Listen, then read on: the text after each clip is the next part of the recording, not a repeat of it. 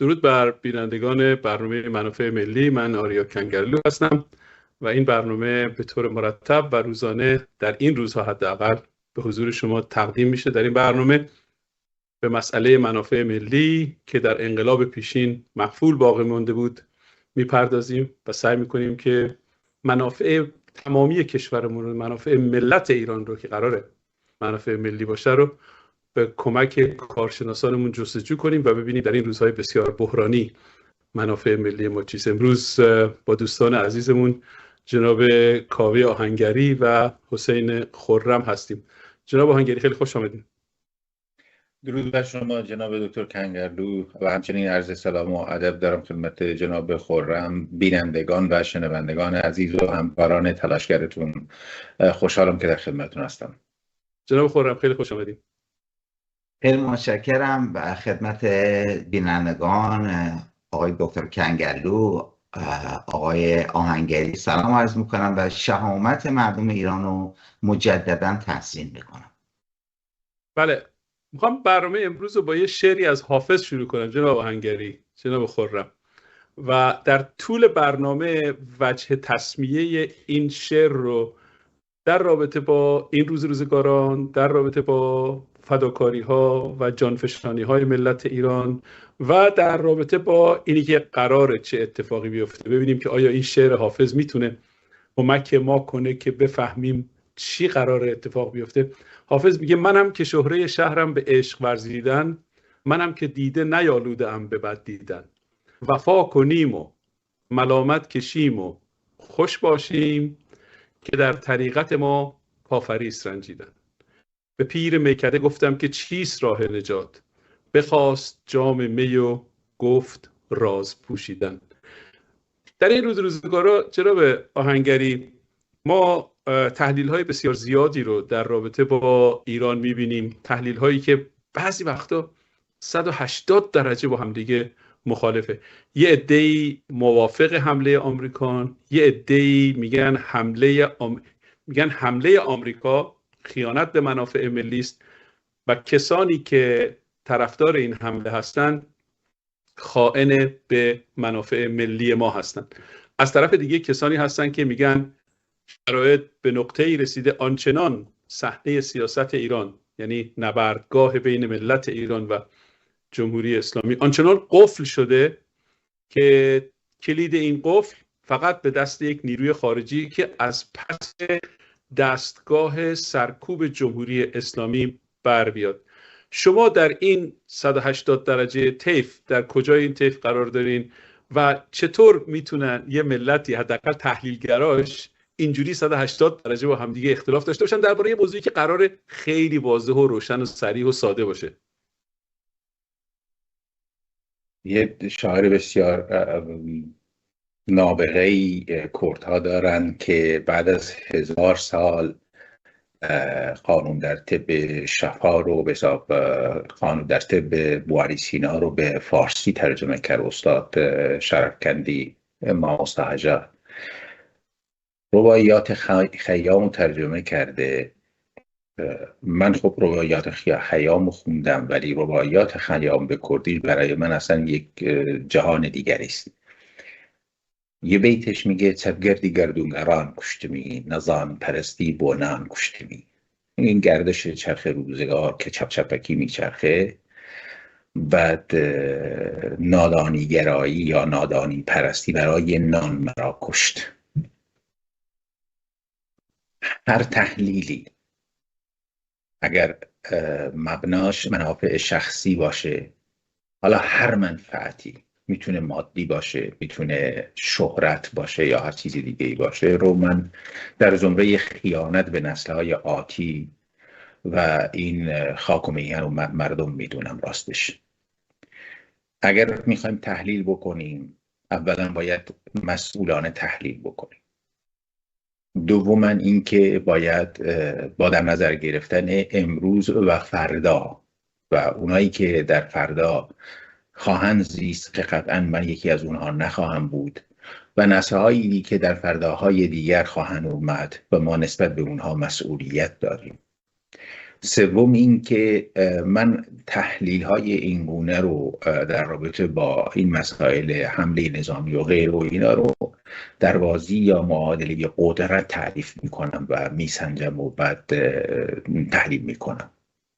ببینید اولا این جهان الان دیگه معلوم شده، دیگه مثل 50 سال یا 30 حتی تقریبا 30 سال پیش هم نیست که ما به سختی در رابطه با بقیه دنیا خبردار باشیم. امروز دیگه واقعا دهکده جهانی که گفته میشه به وقوع پیوسته و جهان در دست ماست، یعنی در اون موبایلی که در دست ما میتونیم به جهان مسافرت بکنیم، ازش مطلع بشیم. اگر من بقیه جهان و تمام فاکتورهای دخیل در سرنوشت سیاسی خاورمیانه رو حذف بکنم از تحلیلم، یعنی آرزومندانه بر اساس اشتهای سیاسی خودم بیام این تحلیل رو بکنم، تحلیل درستی نیست. اگر من منفعلانه و بدون عاملیت خودم، بدون عاملیت مردمم بخوام تحلیل بکنم یا نسبت به آینده نظر بدم، این هم به نظر من دور از شأن انسان امروزی است. من با در نظر گرفتن اون اراده و عاملیت انسان ایرانی و همچنین با در نظر گرفتن اون فاکتورهایی که به صورت واقعی، یعنی واقعا وجود دارن و دخیل هستن، در رابطه با این موضوع نظر خودمون دادم و اینجا جمع‌بندیشو خدمتتون عرض می‌کنم. اگر فکر میکنیم که تغییر سرنوشت سیاسی ایران، آینده ایران بدون دخالت چین، روسیه، آمریکا، اتحادیه اروپا، رادیکالیسم اسلامی، کشورهای منطقه‌ای قابل به حساب رقم زدنه، به نظر من اشتباه. به نظر من کسی که این گونه فکر میکنه که فارغ از تمام این فاکتورهایی که خارج از ایران و ایرانی قابل تعریف هستن میشه سرنوشت سیاسی ایران رو کاملا مجزا از اینا رقم بزنیم، این به نظر من یک نظر درستی نیست، تحلیل درستی نخواهد بود. ولی اگر فکر بکنیم تنها و تنها ماییم که به عنوان تک فاکتور در رابطه با سرنوشت سیاسی ایران هم میتونیم نظر بدیم یا دخالت بکنیم، به نظر من این هم اشتباه است. اما اینجا یک سری اصول و پرنسیپ وجود داره. مثلا آمریکا بخواد حمله بکنه، توافق من نوعی در رابطه با دخالت نظامی آمریکا، اسرائیل، اصلا جهان علیه جمهوری اسلامی، یک سوال بسیار جدی رو جلوی من به حساب برجسته میکنه. برای چی؟ یعنی حمله بکنن که چی بشه؟ آیا فقط خامنه ای هست بشه، رژیم جمهوری اسلامی حاکم بر ایران هست بشه، یا نه ایران وارد پروسه دموکراتیزاسیون و عادی سازی، امنیت، ثبات، توسعه پایدار و اینا هم بشه؟ خب اینجا یه سوال دیگه پیش میاد. ما میدونیم که مسئله دموکراتیزاسیون، مسئله توسعه پایدار، مسئله صلح پایدار، اینها چیزی نیستن که بشه از خارج وارد کرد.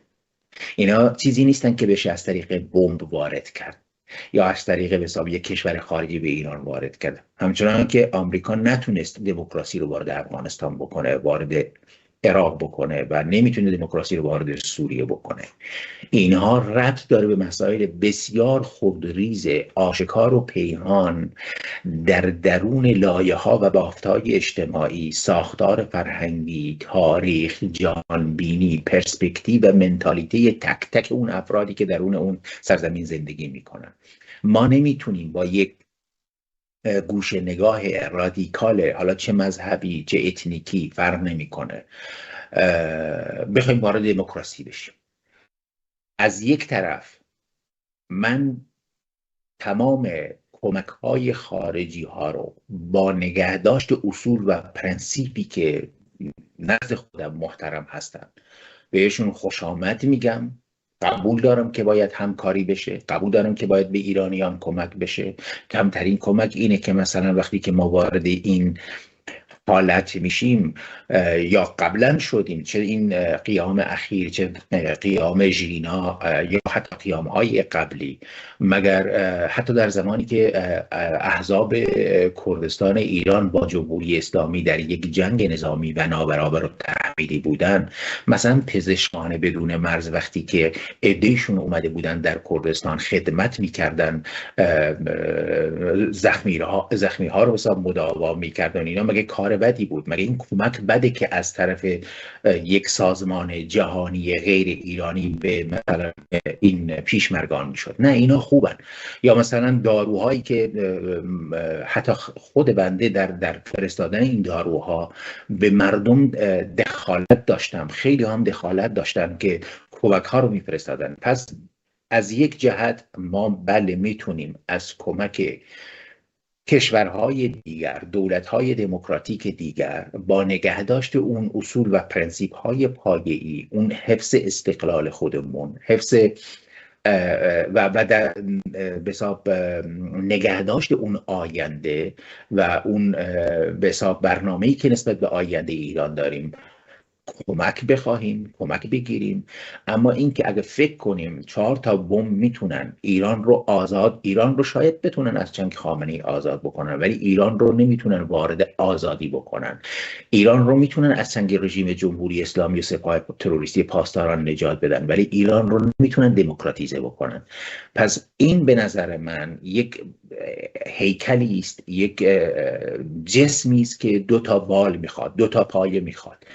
هم میتونیم ما از یک سوی از کمک‌های خارجی استفاده بکنیم، در عین حال ساختن ایران آینده، دموکراتیزاسیون ایران، آزادی ایران، توسعه پایدار، صلح پایدار کار اونها نیست، اصلا وظیفه اونها نیست و اساساً این شدنی نیست که نخست وزیر اسرائیل، شاه عربستان، چه میدونم رئیس جمهوری ایالات متحده آمریکا بیان این ایدئال رو برای ما تعریف و پراکتیزه بکنن. پس من اون اگر نقش ها رو به حساب تقسیم بندی بکنم و درصد براشون بذارم، من درصد بزرگ رو به همون اراده و نقش عاملیت مردم ایران اختصاص میدم.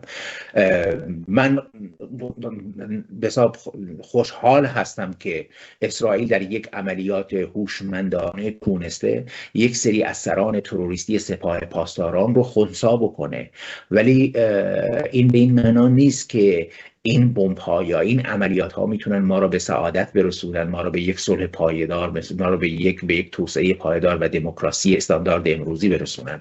پس نه، از یک طرف مثل بعضیا یک خوش آمد گله گشاد عضو میخوام بدون پرنسیپ از این خارجی ها میکنم، نه از یک سوی دیگه هم مثل بعضیا فکر میکنم که نه، ما تافته جدا بافته هستیم، ما خودمون میتونیم بدون اینکه اصلا این فاکتورهای غیر ایرانی رو در نظر بگیریم میتونیم به یک جایی برسیم. نه، اینجوری نیست. معادله قدرت، مسئله نظم جهانی، نظم نوین در خاورمیانه، پروژه خاورمیانه جدید بخشی از این پروژه در دست ما نیست و از ما باید بتونیم به صورت هوشمندانه در این بین بازی بکنیم، وارد میدان بشیم تا بتونیم نتیجه مطلوبی رو به دست بریم. جناب خرم، اجازه بدین قبل از اینکه به سراغ شما بیام به دکتر سعید احمدی که تازه به ما پیوستن خوش آمد بگم و به ایشون بگم که سوال ما چی بود که آمادگی ذهنی داشته باشن که پس از ایشون به شما بپردازیم. ابتدا دکتر احمدی خیلی خوش آمدین. درود بر شما، سپاسگزارم. به من گفته بودن این موقع بیام، نمیدونم شاید زود اومدم یا دیر اومدم. اشکالی نداره. ما یه 20 دقیقه از برنامه رو شروع کردیم، ولی پرسشی که من از پنلیستامون کردم این بود که تو این روزگاری که شرایط کشور ما اینقدر بحرانیه، تحلیلگران ایرانی، حداقل اونایی که خارج کشور هستن، 2 تا تحلیل دارن که 180 درجه با هم دیگه متفاوته. یه عده موافق حمله آمریکا هستن، یه عده مخالف حمله آمریکا هستن. اون عده‌ای که موافق هستن مخالفین رو به خیانت و اون عده‌ای که مخالف هستن موافقین رو به خیانت متهم میکنن. و من میخوام شما که به این پرسش فکر کنید تا پاسخ جناب خرم رو بگیرم و بعد سراغش برم. جناب خرم، نظر شما درباره این پرسش چیه؟ جناب دکتر کنگلو، من مجددا میخوام حماسه‌ای رو که مردم ایران آفریدن به کلیه آزادیخواهان دنیا تبریک بگم. حقیقتا این شهامتی که این ملت در خود خرج دادن دهن همه رو باز کرده. ما در حزب جمهوریخواه آمریکا تمام مدت صحبتمون شده شهامت مردم ایران که چقدر اینها خودگذشتگی دارن نشون میدن در مقابل توحش و وحشیگری رژیمی که هیچ حدی برای خودش و برای انسانیت قائل نیست. من میخوام از تجربه حزب جمهوریخواه استفاده کنم. من در حال حاضر افتخار این هستم که رئیس بخش مالی حزب جمهوریخواه واشنگتن هست، ایالت واشنگتن هستم و در حزب ما به طور کلی به کمپین های مختلف نظارت میکنیم و از اونها حمایت میکنیم جمهوریخواهان، و هیچ کمپینی با قضا و قدر و با بدون همکاری و نظارت موفق نمیشه. من فکر میکنم کمپین آزادیخواهی مردم ایران هم جز اون نیست و باید به کل و تک تک نقاط مشترکش توجه بکنید و به اون کمک بکنید. اگه وایسیم از داخل به خارج نگاه بکنیم، از خارج به داخل نگاه بکنیم و امید داشته باشیم که مردم ایران بتونن تمام این کار رو خودشون انجام بدن، من فکر میکنم این چیزی جز خیانت نیست. حالا علتش هم عرض میکنم.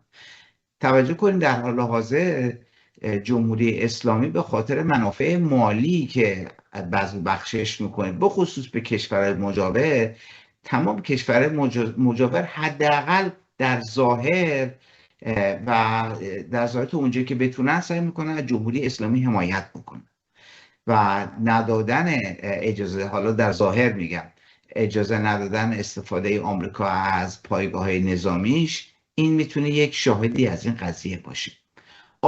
آیا واقعا جایز هست، واقعا درست هست که ما وایسیم بگیم که تمام این وظیفه واقعا تاریخی به عهده مردم ایران باید باشه، چون بمب ها نمیتونن آزادی بیارن؟ منم موافقم که با بمب نمیشه آزادی به وجود آورد، ولی چیزی که من واقعا نمیگم خیلی کمتر، تقریبا یه ذره کمتر از اون شهامت مردم ایران منو واقعا شگفته کرده، اینه که مردم ایران به آزادی و به اون تکامل فکری رسیدن که میدونن چی میخوام و چی نمیخوام و به صراحت دارن اون اعلام میکنن. توجه بکنید، من مقایسه میکنم اینو لحاظ حزبی با برداشت و فهم سیاسی مردم آمریکا. مثلا به عنوان ایالت واشنگتن هم میخوام بگم، ما در شهردار، من با آقای آهنگری صحبت میکردم، شهردار ایالت واشنگتن یه سقف کمونیست انتخاب شده، همونجوری که آقای ممدانی شهردار شهر نیویورک انتخاب شدن.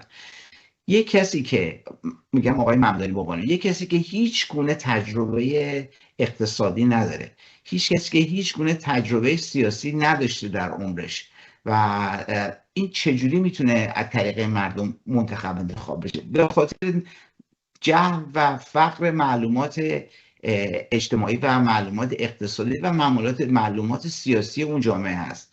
من فکر نمی کنم این مشکل ما در ایران داشته باشه. مردم ایران دقیقاً میدونن و چی میخوان. من فکر میکنم الان وظیفه قدیری بر عهده ایرانیان خارج از کشور هست که به دولت‌های غربی که در اونجا زندگی میکنن از اونا تقاضا بکنن که مردم ایران احتیاج به کمک نظامی دارن و احتیاج به کمک سیاسی ندارن، کمک نظامی دارن. من ویدیوها رو که تماشا میکنم واقعا اصلا دیگرم خون میشه. میبینم که مردم ایرانو در فاصله خیلی نزدیک بسیاری مردم با اسلحه گرم مثل یک دام از بین میبرن، مثل یک حیوان از بین میبرن. این واقعا اصلا خلاف هر گونه تصوری که از انسانیت داشته باشیم در ذهن من و دیگران است. به این واسطه دولت آمریکا و دیگر کشورها باید از نیروی نظامی که دارن استفاده بکنن و این رژیم ضحاک‌منش رو به پایین بکشن. و میدونم جناب کنگلو مردم ایران با اون درجه به اون درجه فهم و شعور سیاسی رسیدن که میدونن چه سیستمی براشون بهتر از من. بسیارشون گفتن شاهزاده رضا پهلوی، اونی هم که ندونن به اون قضیه خواهند رسید و خودشون انتخاب خواهند کرد. ما فقط از انتخاب اونا و حرکت اجتماعی اونا حمایت بکنیم. دکتر احمدی شما چی فکر میکنین؟ آیا این که خیانت تلقی میشه حمله خارجی یا خیانت تلقی میشه ترغیب خارجی به حمله نکردن؟ آیا این خیانت در ذات حمله یا حمله نکردنه یا در ذهن ماست؟ من قضیه رو به این شکل میبینم که 47 سال سرکوب، تبعیض و انواع و اقسام فشارهای سیاسی، اجتماعی، فرهنگی و مالی بر مردم ایران مردم رو جان به لب کرده. مردم آمدن یک اعتراض غیر مسلحانه و یک اعتراض غیر خشونت بار رو در خیابان‌ها به شکل راهپیمایی‌ها و یا دادن شعارهای مطرح کردن. رژیم به جای گوش کردن به خواستهای مردم، شنیدن صدای مردم، با اونها به جنگ پرداخت، جنگ گرم مسلحانه با تمام قدرت و با تمام زیر پا گذاشتن شؤون انسانی و اخلاقی. حالا در اینجا ما در یک صحنه جنگ مواجه هستیم که در یک سو یک جبهه است کاملا قدرتمند، کاملا وحشی، کاملا بی‌رحم، و در سوی دیگر جبهه‌ای که دارای توان رزمی بسیار اندک هست. دو حال بیشتر نداره، یا بایستی این رو به حال خودش گذاشت تا اون جبهه قدرتمند این جبهه ضعیفتر رو بکوبه، نابود کنه و از بین ببره، و یا اینکه این جبهه رو بایستی کمک کرد در برابر اون جبهه قوی‌تر. موضوعی که این روزها مطرح هست این هست که آیا بایستی به ملت ایران کمک خارجی بشود یا نه. برخی از اشخاص کمک رو یا حمایت رو با دخالت یکسان دانستند و وقتی که اظهار نظر میکنن بیشتر جنبه‌های دخالت‌آمیز حرکت خارجی رو در ایران در نظر میگیرن، بدون اینکه یک فاکتور بسیار مهم رو در نظر داشته باشن و آن اراده ملت ایران است. اراده ملت ایران اجازه نداده و نخواهد داد که خارجی ها در ایران نقشی داشته باشند برای تعیین رهبری، برای دخالت در امور داخلی ایران. و در حقیقت اون بخشی که ما شاهد بودیم در کشورهای همسایه اینها عمل کردند، در افغانستان، در عراق، در لیبی، در ایران نمیتوانند. بافت اجتماعی ایران کاملا متفاوت است. ملت ایران یک ملت تاریخی است، ملت دستساز بعد از فروپاشی حکومت عثمانی نیست و ما یک ملتی هستیم یک پارچه و در کنار یکدیگر و برای آزادی و رهایی همه ما داریم تلاش میکنیم، نه برای بخشی از ایران. بنابراین سناریوی ایران کاملا متفاوت است با اون مثال هایی که این خانم های آقایان میزنن در این زمینه. اما طبیعی است که وقتی که جنگی صورت میگیره ممکن است که نیروهای داخلی خود به خود تضعیف بشوند. چرا؟ چون حکومت همین رو مستمسکی قرار میده که بله الان خارجی به ما حمله کرده و شدت عمل رو در داخل ممکنه افزایش بده. بنابراین این جنگ یا این حمایت بایستی به قدری حساب شده باشه که ملت ایران رو به لحاظ مختلف تقویت میکنه و رژیم رو به لحاظ مختلف از جمله به لحاظ دیپلماتیک، به لحاظ تکنولوژی، به لحاظ دسترسی به منابع مالی، به لحاظ دسترسی به ابزار و اسباب سرکوب که اینها رو از گاز اشکاور و نیروهای به اصطلاح ابزار سرکوب رو اینها دارن از خارج وارد میکنن، جلو اینها بایستی گرفته بشه و خیلی تمهیدات هست که در کنار این حمله خارجی میتونه صورت بگیره. نتیجه گیری اگر من بخوام بکنم این است که ما امروز نیازمند به حمایت خارجی ها هستیم، نیاز به دخالت اونها در امور ایران نداریم. ما اجازه نخواهیم داد که ایران رو افغانیزه بکنن، برای ما در نهایت یک حامد کارزای بسازن. ملت ایران با شعارهای خودش مشخص کرده است که به دنبال چه چیزی هست و سرافرازانه میرود تا اون رو کسب بکنند و هر کمکی که در این راه از سوی جامعه جهانی بشود با استقبال ملت ایران مواجه خواهد شد. جناب آهنگری، ما در پرسش اول از ارتفاع 40,000 پایی به مسئله ایران نگاه کردیم. حالا بیایم 10,000 پا پایین تر یه خورده بیشتر زوم کنیم روی این پرسش که آیا دخالت خارجی بد است یا خوب است.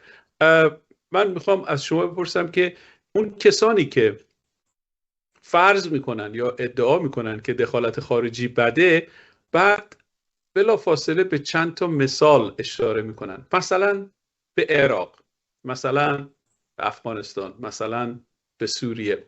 بذارین یکی یکی این سه تا کیس رو که از همه تازه تره بهشون نگاه کنیم. شما مسلماً چون خودتون کرد هستین با کردهای دوستایی که توی کردستان عراق هم هستن دارید. من احساس میکنم، شما منو تصحیح کنین اگر اشتباه میکنم، وضعیت کردهای عراق پس از حمله آمریکا و از بین بردن صدام حسین بسیار بهتر شده از وضعیت کردها قبل از صدام حسین. حداقل امروز کردها یک سهمی در قدرت سیاسی دارن. رئیس جمهور عراق باید کرد باشه، نمیدونم نخست وزیرش باید شیعه باشه، رئیس مجلسش باید سنی باشه. این باعث میشه که این سه کشور مجبور بشن، این سه تا بخش از کشور مجبور بشن با هم دیگه کار کنن. و عراقی که ما در 20 سال گذشته دیدیم، عراقیه که در حالی که در زمان صدام حسین حرفی واسه زدن نداشت، الان جایگاه دوم رو در اوپک جای ایران رو گرفته. صنایع نفت عراق داره به شدت گسترش پیدا میکنه. بندر فاوی که در جنگ گرفته شده بود، الان عراق داره اون بندر رو تبدیلش میکنه به عراق تنها 50 کیلومتر ساحل با خلیج فارس داره، در حالی که ایران 2000 کیلومتر داره. در این 50 کیلومتر عراق داره اون 50 کیلومتر تبدیل میکنه به یک شاهراه تجاری که از خلیج فارس به دریای عمان زده بشه و در نهایت یک راه آبی که بتونه رقابت بکنه با کانال سوئز. انواع و اقسام ملاک‌ها و شواهد پیشرفت‌های عراق پس از حمله آمریکا و پس از ترک آمریکایی‌ها. حمله آمریکا به عراق برای آمریکا به ادعای جوزف استیگلیتز، برنده جایزه نوبل در اقتصاد، همکار من در دانشگاه کلمبیا، ایشون ادعا کرد در کتابی که این جنگ برای آمریکا 3000 میلیارد دلار خرج داشت. بنابراین آمریکا حمله ای کرد که 3000 میلیارد دلار از جیبش گذاشت، صدام حسین رو نابود کرد، آخرش هم کشور رو تحویل عراقی ها داد با یک ساختار سیاسی که تمام کسانی که یه عمری توی عراق زرج کشیده بودن، مثل کردها و مثل شیعیان، الان در قدرت سهیمن و زندگی بهتری دارن. شما فکر میکنید چرا اون کسانی که مخالف جنگن شب و روز و شب جلوه میدن که به این نقطه نظر خودشون وفادار باقی بمونن؟ ببینید آقای دکتر احمدی خوش اومدید. ببینید آقای دکتر کنگرلو، نکته ای در عرایز من بود، من دوباره اونو برجسته میکنم. اگه 40,000 پا نه 400,000 پا هم بریم بالاتر، من اون نکته رو به حساب گم نمی کنم. این دخالت یا کمک خارجی رو مثل رفراندوم 58 خمینی نکنیم آری یا نه. به نظر من این نوع برخورد با این مسئله اشتباهه. ما نمیتونیم با آری یا نه، با موافق یا مخالف به این امر بپردازیم. اولا اصلا نگیم دخالت، بگیم کمک خارجی به کی؟ یعنی قراره الان ایالات متحده آمریکا یا غرب به کی کمک بکنن؟ دوم این که توسط کی یا چه کسانی، چه آلترناتیوی، چه جایگزینی قرار این کمک ها به صورت امانت به شیوه دموکراتیک در خدمت مردم و برای سعادت این مردم خرج بشه؟ سوم این که اصلا این کمک ها برای چی میشه؟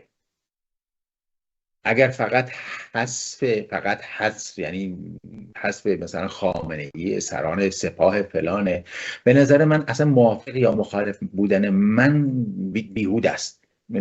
مثلا الان در جنگ 12 روزه اسرائیل تعداد زیادی از این سران سپاه تروریستی رو به حساب کشت. موافق یا مخالف بودن من چه تأثیری داره؟ اصلا چه معنی داره اینجا؟ اگر یک سپاه تروریستی رو که داریم داره به منافع اسرائیل، به منافع آمریکا، به منافع هر کشور دیگری، حتی به منافع ترکیه، به منافع عراق، به منافع مثلا امارات متحده عربی ضرر داره میرسونه، خب اونا دنبال تأمین منافع ملی خودشون هستن و به حساب اقدام میکنن. اما عرض بنده این بود که بنده موافق کمک و حتی دخالت هستم، اما با نگهداشت و به حساب در نظر گرفتن این مسائل. عرض من اینه که اگه قرار باشه کمک بشه، بله کردها قبل از سقوط صدام حسین و بعد از سقوط صدام حسین زندگیشون اصلا قابل مقایسه نیست به هیچ عنوان، در هیچ حالتی. و حتی به نظر من عراقی ها هم تا حد میشه گفت که اصلا زندگی عراقی ها، حالا شما به یک نمونهش مثلا در رابطه با فاو و صنعت نفت اشاره فرمودید، نه آزادی بیانی که الان در سراسر عراق وجود داره، نه فقط در کردستان عراق. ما الان تو کردستان عراق شما اگه شهروند اونجا باشی میتونی بری یک حزب تشکیل بدی، میتونی بری یک رسانه به حساب برپا بکنی. دکه های روزنامه فروشی روزنامه کمونیستی رو با یک روزنامه ناسیونالیستی یا اسلامی رو کنار هم آویزون کردن، دارن میفروشن. آزادی وجود داره، خب در قسمت های دیگه هم وجود داره. درسته از این لحاظ ما یک تفاوت کیفی میبینیم، اما بحث من اینه که ما دیگه اون اشتباهات یا اون کم و کسری ها یا اون ضرر و زیان هایی رو که عراقی ها و افغانستانی ها و سوریه ها متحمل شدن رو ما دیگه این کار رو نکنیم. ما دیگه اینو چرا ما هم تکرار بکنیم؟ چرا ما قرار دقیقاً کپی پیست عراق یا کپی پیست سوریه یا کپی پیست مثلا افغانستان باشیم؟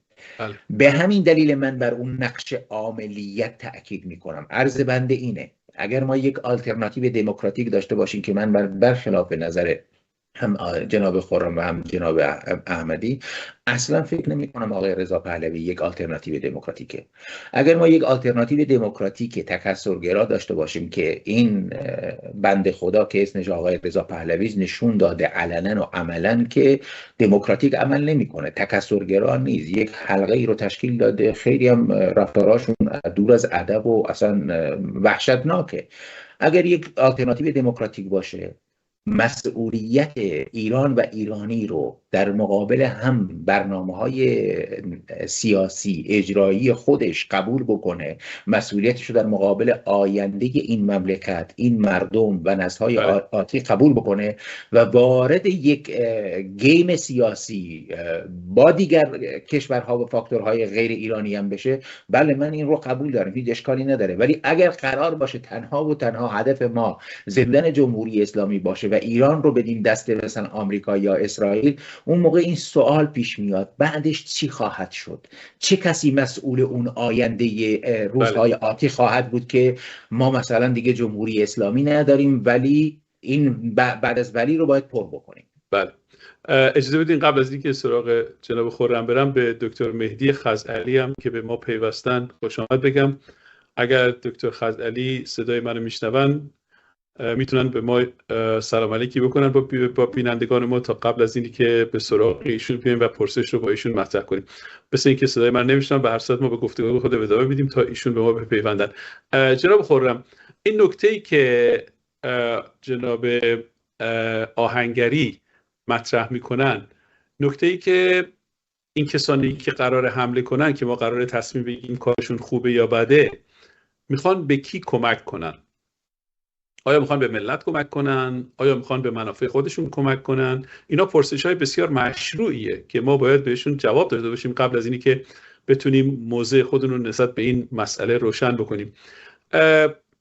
این مسئله در حقیقت مسئله‌ای که ایشون مطرح کردن یک پرسش بسیار عظیم و خطیر در بحث روابط بین‌الملل.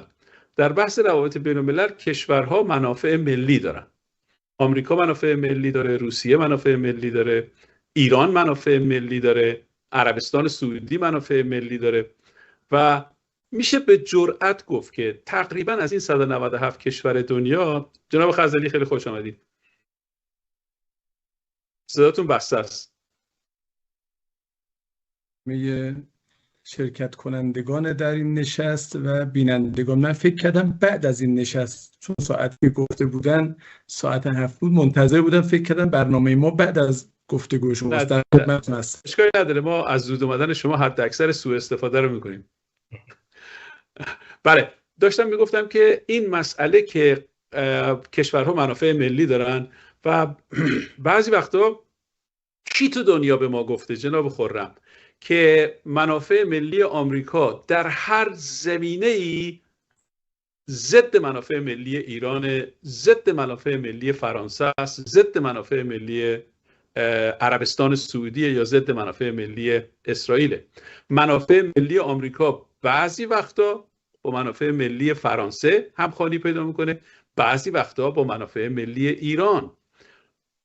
مگر اینکه در ایران یه حکومتی باشه که اصلا ذاتاً منافع ملی رو در ضدیت با آمریکا تعریف کنه، اون وقت در اون شرایط دیگه منافع ملی آمریکا با منافع ملی ایران همخوانی و همراهی و همدلی پیدا نخواهد کرد. شرایطی که جمهوری اسلامی در ظرف 47 سال گذشته ایجاد کرده، در حالی که بیشتر کشورهای دنیا جناب خرم، حتی کشورهای دشمن آمریکا، مانند دشمن تاریخی آمریکا، مانند روسیه، مانند چین، اومدن منافع ملی خودشون رو یه جوری تعریف میکنن، یه جوری دارن عوضش میکنن که با منافع ملی آمریکا همراهی پیدا کنه.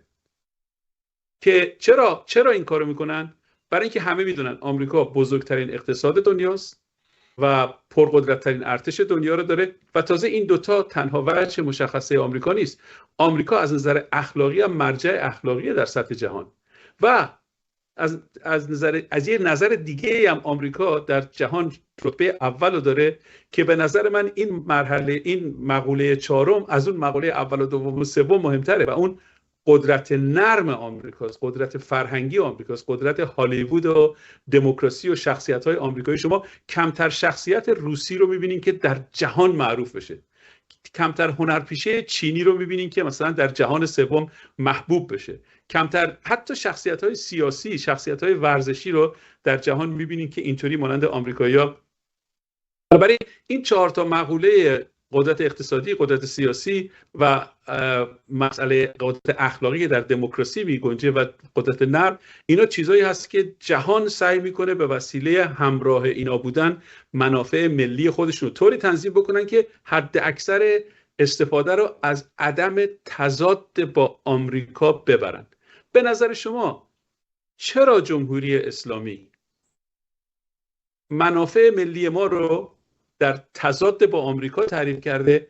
درست یعنی 180 درجه مخالف اون 190 کشور دیگه‌ای که سعی میکنن از تضاد با آمریکا خودداری کنن.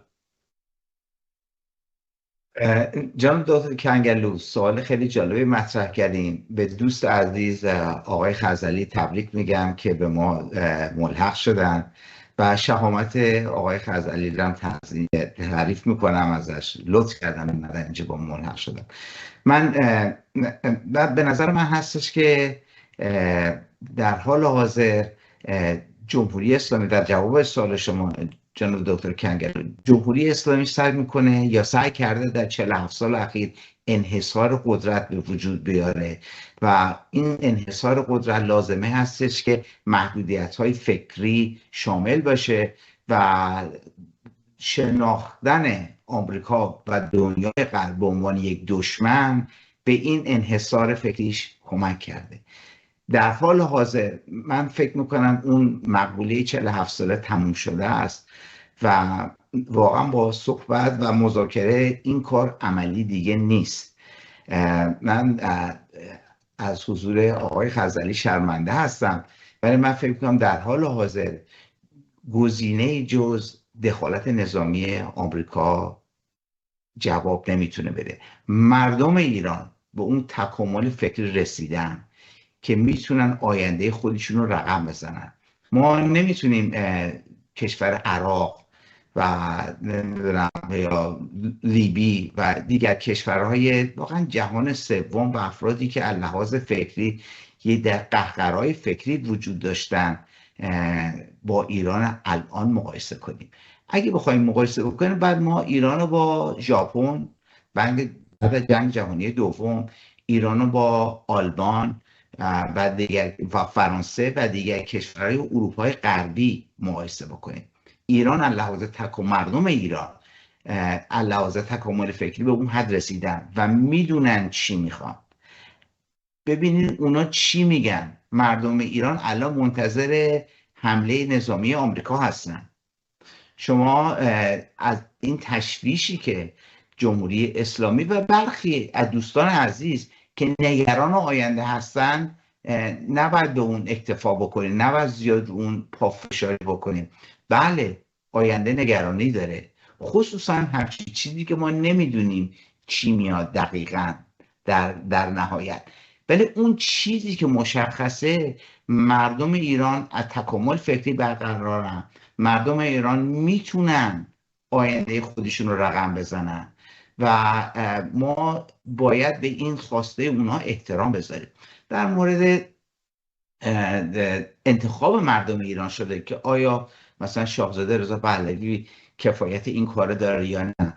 ببینید من این مسائل میزنم به عهده خود مردم ایران. شاهزاده رضا پهلوی هم گفتن که من مسئولیت دوره انتقال رو میخوام در دست بگیرم. نگفته که من میخوام در ابدیت بخوام شاه بشم مثل پدرم یا پدر بزرگم. دوره انتخاب با مردم ایرانه. ولی اگه به من اگه جزو مردم ایران بودم که الان نیستم، انتخابی میکنن، انتخاب پادشاهی، برای اینکه انقدر در این 47 سال شما جزو مردم ایران هستید ولی داخل ایران نیستید. قربونت برم، لات داری شما. انقدر جمهوری اسلامی به اینا دروغ و دغل و این دولت پنجم بره، دولت هفتم بیاد، این رئیس جمهور بره، اون رئیس جمهور بیاد، در نتیجه مشکلات معیشتی مردم حل نشده، بد و بدتر شده.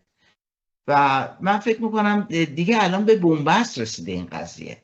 و آقای خزعلی هم خب اینجا هست میدونه جمهوری اسلامی واقعا نقش سازنده نه برای مردم خودش داشته، نه برای مردم اون ناحیه.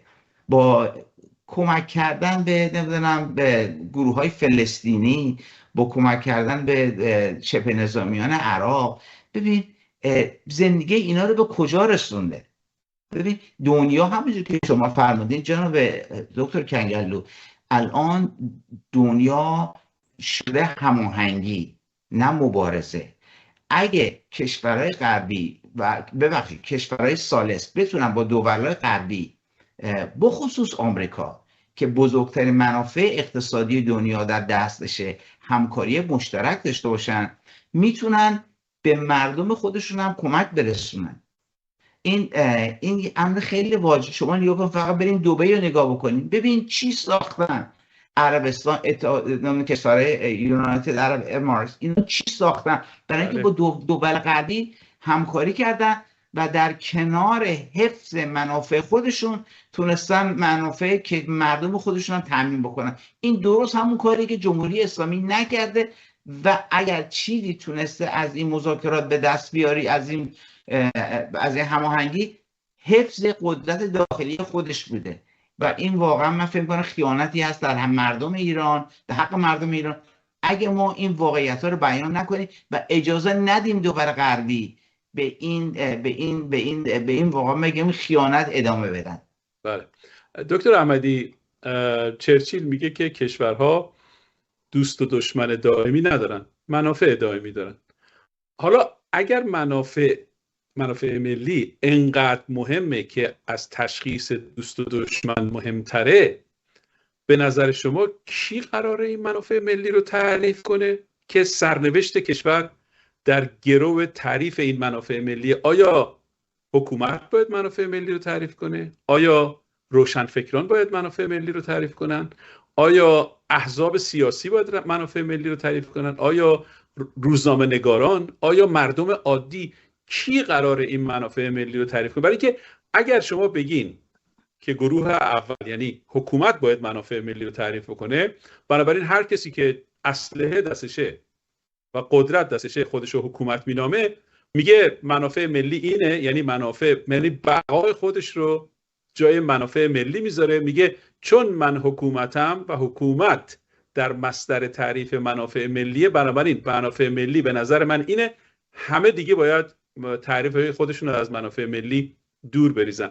آیا یعنی در حقیقت جمهوری اسلامی میکنه دقیقاً همینه، میگه منافع ملی ما در حمایت از نیروهای نیابتی در منطقه است. این نیروهای نیابتی میتونن عمق استراتژیک ما رو تعریف بکنن. ما به جای اینکه در تهران بجنگیم، در سوریه میجنگیم، در دمشق میجنگیم، در لاذقیه میجنگیم، در لبنان میجنگیم، در غزه میجنگیم.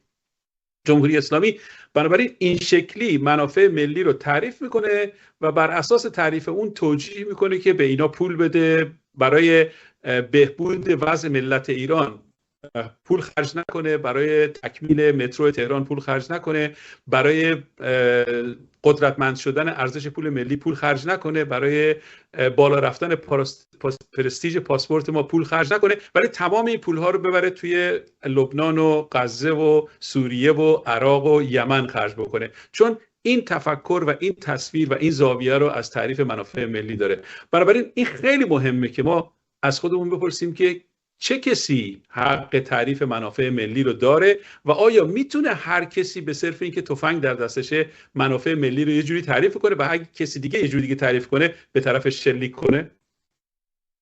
بله، من به شکل غیر مستقیم به این پرسش شما پاسخ میدم. وقتی که دوستانی که مخالف هستند با حمایت خارجی به یک نکته توجه نمی‌کنن و مثال هایی که میزنن، مثال 3 کشور یا 4 کشور افغانستان و عراق و لیبی و امثال اینها هست، در حقیقت در اینجا یک فاکتور گم شده وجود داره و اون اراده ملت هاست و این رو اگر ما دست کم بگیریم و نادیده بگیریم زیان بزرگی به خودمون و آینده خودمون زدیم. اراده ملت ها به باور من تعیین کننده همه این شاخص هایی است که داریم ازش نام میبریم و تعیین کننده حدود حمایت خارجی هست از کشور ما. من پیشترم عرض کردم که ملت ایران اجازه نخواهد داد که اون پروژه افغانستان رو برای ایران پیاده بکنن و آمریکایی ها برای ایران یک حامل کرزای بتراشن. ملت ایران اجازه رو نخواهد داد. ملت ایران ملت لیبی نخواهد شد، ملت عراق نخواهد شد، برای اینکه بافت تاریخی و اجتماعی ما کاملا متفاوت است. ما یک ملت تاریخی هستیم. یک ملت تاریخی برای خودش یک تعریف مشخص و معینی دارد و اونها ملت‌های تاریخی نبودن. اونها ملت دولت‌های دستساز استعمار انگلیس و فرانسه بودن بعد از فروپاشی خلافت عثمانی. بنابراین ما وقتی که داریم مقایسه میکنیم این کشورها رو با یکدیگر و این ملت‌ها رو با یکدیگر، در حقیقت این یک قیاس معالفارق هست. ما میتوانیم ملت‌های تاریخی رو با یکدیگر مقایسه بکنیم و ملت‌های نوین رو هم با یکدیگر مقایسه بکنیم. در ایران اراده ملی در حقیقت به خصوص این روزها آنچنان تبلوری پیدا کرده است که ایرانیان داخل و خارج از کشور نشان دادند که در یک مسیر مشخص و معین دارن حرکت میکنن. حالا در اینجا میرسیم به این مسئله که عده‌ای از دوستان مثل جناب آهنگری که معتقد هستند که آلترناتیوی رو که ما داریم معرفی میکنیم، یعنی شاهزاده رضا پهلوی، یک آلترناتیو تکثرگرا و دموکراتیک نیست. خب اولا من با نظر ایشون موافق نیستم، به دلیل اینکه ایشون هم دموکراتیک هست و هم تکثرگرا، به دلیل اینکه ایشون میگویند که در شرایط فعلی من دارای مختصاتی هستم که میتوانم این رهبری رو تا رسیدن به پای صندوق رای انجام بدم و اگر شما جناب آهنگری، من، جناب فرض بفرمایید که جناب عالی، هر کسی یک آلترناتیو دیگری دارید که میتوانید جایگزین ایشون بکنید، خب بیارید معرفی بکنید. خود ایشون من فکر میکنم نخستین کسی باشد که این آلترناتیو رو اگر احساس میکنه که بهتر از اون میتونه عمل بکنه، دارای به اصطلاح اون اتوریتی بیشتری در سطح جهانی هست و مقبولیت بیشتری در داخل مملکت داره، خواهد پذیرفت. پس بنابراین این آلترناتیو کاملا دموکراتیک است. در مورد مسئله تکثرگرایی، امروز مسئله تکثرگرایی به این شکل مطرح میشه، برخلاف آن چیزی که دوستان فکر میکنن که همه ما در کنار یکدیگر قرار بگیریم. این تکثرگرایی هست. امروز تکروی نکنیم. امروز من خودم رو پادشاهی خواه ندانم، شما خودتون رو جمهوری خواه ندانید، اون دیگری خودش رو یک چیز دیگری نداند. امروز همه ما بایستی در این تکثرگرایی کنار هم به گونه‌ای قرار بگیریم که بتوانیم از این رژیم اهریمنی عبور بکنیم. بعد از اینکه عبور کردیم، برخلاف آن چیزی که اینها در سال 1358 به شکل تصنعی و به شکل قلابی انجام دادن و یک رژیم نامشروع رو روی کار آوردن که جمهوری اسلامی آری یا نه، رأی آری هم سبز رنگ باشد و رأی نه قرمز رنگ باشد و اون بسیجی هم با تفنگ و مسلسل بر پای صندوق رأی ایستاده باشد و برای مردم حق انتخاب قائل نشده باشد. حالا فرض کنید اصلا شما به جمهوری رأی دادید، این جمهوری که شما بهش رأی دادید چه جمهوری بود؟ پارلمانی بود؟ جمهوری ریاستی بود؟ از درون این جمهوری در آوردن که بر اساس فقه اسلامی و جمهوری ولایت فقیه بود و این وضعیت تصوری که مملکت پیدا کرد. بنابراین در یک انتخابات شفاف فردا اگر ما نظر میدهیم به این که شما چه حکومتی رو میخواهید، اولا بایستی احزاب آزاد باشن، رسانه ها آزاد باشن، درست برخلاف اون چیزی که جمهوری اسلامی انجام داد، آقای خمینی انجام داد و اجازه نداد هیچ صدایی جز صدای خودش شنیده بشود و تحکم کرد که جمهوری اسلامی نه یک کلمه بیشتر نه یک کلمه کمتر. بله. ما این مسائل رو نمیخواهیم تکرار بکنیم. برای تکرار نشدن این فلاکت در حقیقت ما نیاز به این تکثرگرایی داریم و این تکثرگرایی رو امروز لازم داریم نه فردا. بله. و اگر امروز ما با این تکثرگرایی رفتیم به پیش و رسیدیم به شکل دموکراتیک به اون صندوق رای، مطمئن باشید که در فردای ایران هم تکثرگرایی رعایت خواهد شد. دکتر غزالی، ما درباره منافع ملی صحبت کردیم و گفتیم که چه کسی، یعنی پرسیدیم که چه کسی در مصدر تعریف منافع ملی، آیا حکومت‌ها در مصدر تعریف منافع ملی هستند؟ آیا ملت‌ها در مصدر تعریف منافع ملی هستند؟ آیا یه حکومتی میتونه منافعی رو مثلا بگه دشمنی با آمریکا جزو منافع ملی ماست و هر کی بخواد با آمریکا دوستی بکنه خائنه؟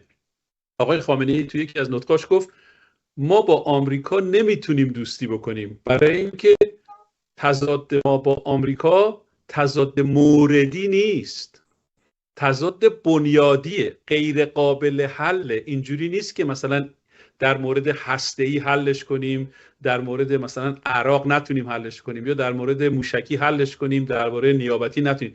منظور ایشون که از اینی که موردیه یعنی منی که، یعنی آیت الله خامنه‌ای که در مصدر تعریف منافع ملیه، ضدیت با آمریکا رو به عنوان برند و دی ان ای منافع ملی ایران تعریف میکنم و هر کسی که بخواد با منافع ملی آمریکا بخواد همخوانی داشته باشه یا حرف از دوستی با آمریکا بزنه، حرف از باز کردن سفارت آمریکا در ایران بزنه، حرف از حتی مذاکره مستقیم با آمریکا رو بزنه، اینها بر علیه منافع ملیه. آیا یک فرد هر چقدر هم عالم باشه، هر چقدر هم به خدا وصل باشه، آیا میتونه اینجوری وسیله نقلیه منافع ملی یک کشوری رو به گروگان بگیره و هر چی که خودش دوست داره در این منافع ملی تعریف بکنه و مردم اگر تو خیابون بیان بگن ما میخوایم با آمریکا رابطه داشته باشیم به مسلسل ببندشون؟ نظر شما درباره این نوع تعریف از منافع ملی چیه؟ خب باز سلام مجدد دارم. ظاهرا ادامه همین برنامه است، فقط چون 4-1 هست من تقاضا دارم کلامم فقط قطع نشه، منعقد بشه، چون 4 نفر به 1 نفر داریم گفتگو میکنیم. طبیعتا نظر من در داخل کشور و در دفاع از نظام جمهوری اسلامی اگه میخوان شنیده بشه، تقاضام این است که فقط کلام قطع نشه. ببینید من نمیخوام نظر کسی رو بگم. اولا بدیهی است منافع یک ملت رو آحاد اون ملت تعیین میکنن، یعنی بایستی توسط نمایندگان منتخب یک ملت این منافع تعریف بشه. یعنی باید در قوای سگانه‌ای که ما داریم، در قوه مقننه تصویب بشه، قوه مجریه مسئول اجراست، همه اینها با آرای مردم باید بیان روی کار. در همه جای دنیا همین است، مردم انتخاب میکنن نماینده خودشون، حالا اسمش هر چی میخواد باشه، رئیس جمهور، نخست وزیر، رهبر یا پادشاه، هر اسمی میخوام بذارید، ولی حتما منتخب مردم باشد و این دشمنی با آمریکا حرف ما نیست. بریم ببینید رجال سیاسی آمریکا این جمله معروف حتما شما شنیدید که دشمنی با آمریکا خطرناکه ولی دوستی با آمریکا کشنده است. واقعیت این است که امروز که امپراتوری قرون وسطایی آقای ترامپ داره در دنیا سخن میگه، اون ظاهر بزک شده دموکراتیک دیگه وجود نداره. میخواد تمام دنیا رو ببلعه. در سده گذشته در 100 کشور دخالت کرده. آیا اونها هم ایران بودن؟ آیا اونها هم اسلامی بودن؟ من نمیدونم. کوبا و پاناما و گواتمالا و نمیدونم نیکاراگوآ و همه هندوراس و هر کشور، چین، روسیه، شوروی، همه این کشورهایی که آمریکا دخالت کرد تا سومالی گرفته و تا به کشورهای آفریقایی، عراق و دیگه افغان و لیبی خیلی نزدیکتر بود حادثه. آیا همه اینها یک انقلاب اسلامی بود؟ آیا اینها پرچم دشمنی با این امپراتوری خودکامه جهانی، این دجال به تعبیر روایت ما رو برداشته بودن؟ چرا به همه حمله کرده؟ آمریکا سلطه خودشو میخواد بر تمام جهان به هر شکلی استوار کنه و ما در روایاتمون داریم بر همه جا پیروز میشه و هر کسی با او مخالفت کنه در معیشت و زندگی سختی قرار میگیره. این تحریم ها علیه روسیه هم هست، علیه چین هم هست، علیه ونزوئلا هم هست، علیه کوبا هم هست، علیه کره شمالی هم هست. هر کسی که این خدای خودخوانده جهان رو نپذیرد و اون سلطه رو نخواهد و بگه من میخوام مستقل باشم، همین قصه ها هست. حالا انقدر فشار میاره تا افراد ضعیف و نفس در اون کشور ستون پنجم بشن، بگن آقا چه اشکالی داره، به تعبیر خود ترامپ که میگه بعضی از این کشورهای خلیج فارس رو ذکر کرد که اینها گاوهای شیرده ما هستند.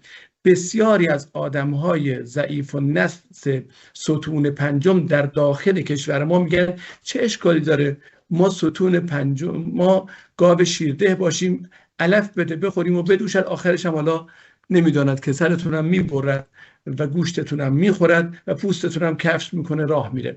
واقعیت اینه. ایران در انقلاب 1357 خواست مستقل باشه. حتی خود شاه گفت صدای انقلاب شما رو شنیدم، مردم یک پارچه بودن. این که کسی بخواد در همگانی بودن این انقلاب، در خشونت پرهیز بودن و مدنی بودن این انقلاب تشکیک کند، خود شاه اقرار کرده و همه رجال سیاسی اون موقع مثل داماد شاه اردشیر زاهدی این اقرار رو مکرر دارن. خاطرات اینها رو بخونید. فساد و در واقع فساد مالی و اخلاقی بیداد میکرد. استبداد و دیکتاتوری عریان بود. این که بگه هیچ حزبی نباید باشه، فقط حزب رستاخیز، هر کی نمیخواهد بره زندان یا پاسپورتشو بگیره و از کشور خارج شه.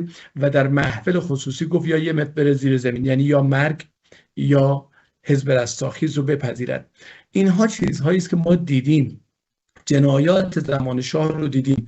من در مقام دفاع از خطای چپ و راست و جناح حاکم نیستم، در مقام این هستم در شرایطی که ما قرار داریم هر گونه دخالت خارجی که آمریکا برای هیچ کشوری خوشبختی نیاورده، به مردم دروغ نفروشیم، رویا فروشی نکنیم، توهم فروشی نکنیم. لیبی هنوز در جنگ است، سوریه هنوز در جنگ است، عراق هنوز اختیار مالشو نداره، باید بره نیویورک.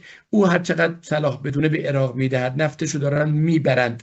و افغانستان بعد از اینکه آمد 20 سالم موند در افغانستان، الان 17 میلیون، حالا حد اکثر و اقلش 8 میلیون آواره افغانی در ایران. اگر اونجا بهشت شده بعد از این 25 سال دخالت آمریکا، چرا افغانی ها در این جهنمی که شما در ایران ترسیم میکنید 17 میلیون پناه آوردن به این جهنمی که شما ترسیم میکنید؟ از اون بهشت آمریکایی که آمریکا دخالت کرد فرار کردن به این جهنمی که شما ترسیم میکنید. چرا 17 میلیون افغانی بهشتشون ایرانه؟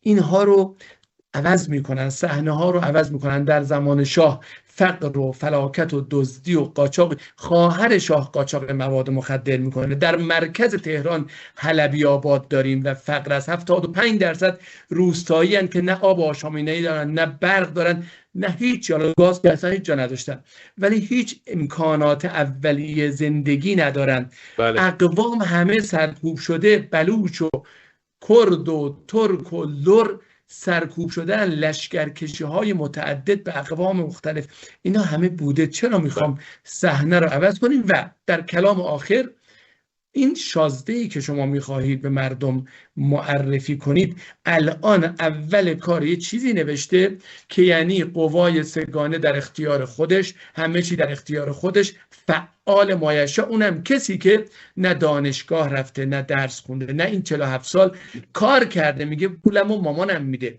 با این وضعیت که نمیشه جامعه رو بدن دست کسی که عاطل و باطل و بیکار، فقط مشغول خوشگذرانی بوده. حتی یه حزب درست نکرده در این 47 سال، بگه من یک حزب منسجم دارم، هیچ کسی در اونجا هم قبولش نداره. در خارج از که ایران که بابیلاست، در خارج کشورم کدوم حزب پای ایشون واسه؟ کدوم آدم فرهیخته عالم دانشمند پایشون واسه؟ برای امام مطهری و بهشتی و ربانی و همه اندیشمند و بازرگان و صحابی و همه اینها بودن. پای ایشون کدوم اندیشمند متفکر صاحب قلمه که ایستاده باشه؟ بله. اون نقل قولی که شما آوردین در مورد این که دشمنی با آمریکا خطرناکه ولی دوستی با آمریکا مرگباره رو شما خارج از متن استفادهش کردین، برای اینکه این جمله رو هنری کیسینجر در یه مصاحبه‌ای که با ویلیام اف باکلی جونیور، یک اندیشمند دست راستی آمریکا، توی اون مصاحبه اینو گفت و در رابطه با یه موضوع خاصی گفت که خیلی کسا واقعا نمیدونن که چه شکلی این جمله گفته شده و ازش سوء استفاده میکنن. منبع این جمله در رابطه با جنگ ویتنام بود که در سال 1968 این جمله در رابطه با جنگ ویتنام گفته شده و در اون موقع در ویتنام جنوبی که متحد آمریکا بود، یک رئیس جمهوری بود به اسم انگو دین دیم که بعد از اون وان تیو اومد، یه رئیس جمهوری دیگه که اونم طرفدار آمریکا بود، و در مذاکراتی که بین کمونیست های ویت کنگ شمال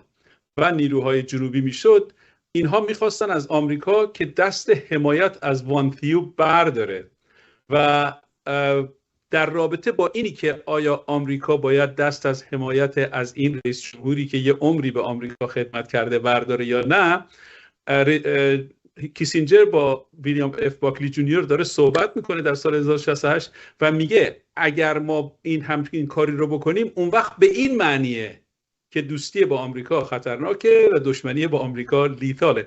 بنابراین شما کاملا 180 درجه این جمله رو متضاد با اون قصدی که کیسینجر گفته استفادهش کردین و به هیچ وجه کیسینجر منظورش این نبوده که دشمنی با آمریکا، دوستی با آمریکا لیتال هست و مرگباره. برای اینکه من میتونم برای شما یک مثال هم برای ما نیاوردین که چرا دشمنی با آمریکا خطرناکه ولی دوستی با آمریکا مرگباره. برای اینکه تمام کشورهای دنیا، شما اگر یک کشور رو، دکتر خزعلی، اگر یک کشور رو در طول تاریخ 200 سال گذشته به ما نشون دادید که از طریق دشمنی با آمریکا تونسته به تعالی برسه، تونسته به توسعه اقتصادی برسه، تونسته به توسعه سیاسی برسه، اون وقت ما میپذیریم که جمهوری اسلامی میتونه کشور که من جمله شما رو تایید میکنم که همه کشورهای دنیا در دشمنی با آمریکا تحت ظلم و ستم و تحریم و فشار هستن، ولی دوستی که خواستین یک مثال بزنم، رضاخان پهلوی که با کودتای انگلیسی آمد، بعد با ذلت دمشو گرفتن انداختن بیرون، همون انگلیسی ها و آمریکایی ها، و محمد رضایی که با کودتای آمریکایی اومد باز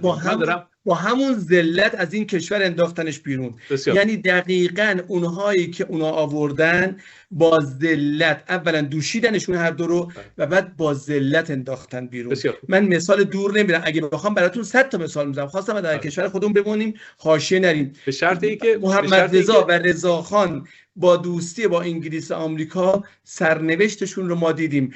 اولی رو اومدن داخل اشغال کردن، او رو برداشتن، حتی وسایلش رو تا بندر عباس رفت کامیون وسایلش رو دزدیدن، بهش ندادن، بدون وسایل فرستادن، سوار کشتیش کردن. این مال رضا شاه. و محمد رضا رو ژنرال هایزر اومد گفت پشو برو، گفت پشو برو و به ارتش هم گفت دخالت نکن. این فقط این دوستی همینجا داشته باشید، بقیه جا همش همینطور بوده.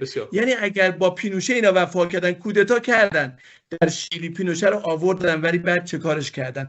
بدونی دوستانشون هم اونها آخرش ذبح میکنن، گاو شیردهشون رو ذبح میکنن و دشمنشون رو نابود میکنن. من ترجیح میدم با بمب آمریکایی بمیرم، نه مثل گاو شیرده، مثل پینوشه به امثال سرم ببرن. این آرزوی شما در شرف برآورده شدنه. به زودی بمب‌های آمریکایی من ترجیح میدم مردانه بجنگم در مقابل آمریکا، ولی گاو شیرده نشن سرمو نبرن در من فکر نمی‌کنم این خیلی مردانه باشه که بگین که بیاین جلوی همسایه‌ها حاضر نیستیم با آمریکایی‌ها صحبت کنیم، بیاین توی اتاق دربسته که ما اگه به التماس افتادیم اومدیم پای آمریکایی رو بوسیدیم، امیر قطر و محمد بن زاید و محمد بن سلمان و اردوغان و السیسی نبینن، التماس‌های ما رو نبینن. قصه برعکسه. ما دیدیم که آمریکا، آقای ترامپ شومنه، جلوی دیگران آمریکایی‌ها نمیتونن این شکستی که الان متحمل شدن و تسلیمی شدن و شکست جنگ 12 روزه رو انکار میکنن. اما در خصوصی عذر میخوام، اتفاقا برعکس، اون کسی که داره شومنه، یه آدم خودشیفته با یک شخصیت خودشیفته، این آدم رو در خلوت میشه باهاش معامله کرد. وقتی جلو دیگران باشه مشتش گره میکنه. حدود 24 ساعت دیگه به شما خبر میدیم که ما اصلا شما شک نکنید مذاکره با این قلدر به نتیجه نخواهد رسید. ما اگه تسلیم بشیم، دستارم ببریم بالا، چک سفید امضا هم به آمریکا بدیم، به ایران حمله خواهد کرد. این اخبار آخر از زمان. به ایران حمله نخواهد کرد، ولی به شما ایران حمله میکنه. دشمن آمریکا فقط ایران، هر حکومتی باشه، یعنی پهلوی هم باشه حمله میکنه، قاجار هم باشه حمله میکنه. در طول این سده گذشته نشون داده دشمن اونها ایران است، عزت ایران است، عظمت ایران است، تمدن بزرگ ایران است. ما داشتیم درباره منافع ملی صحبت میکردیم و اینکه آیا یک حکومتی میتونه منافع ملی رو هر جوری که دلش میخواد تعریف بکنه و ضدیت با یک حکومت دیگه، به ویژه پرقدرترین حکومت دنیا، پرقدرترین کشور دنیا رو تبدیل بکنه به سیاست غیر قابل تغییر خودش و سیاست غیر قابل پرسش خودش.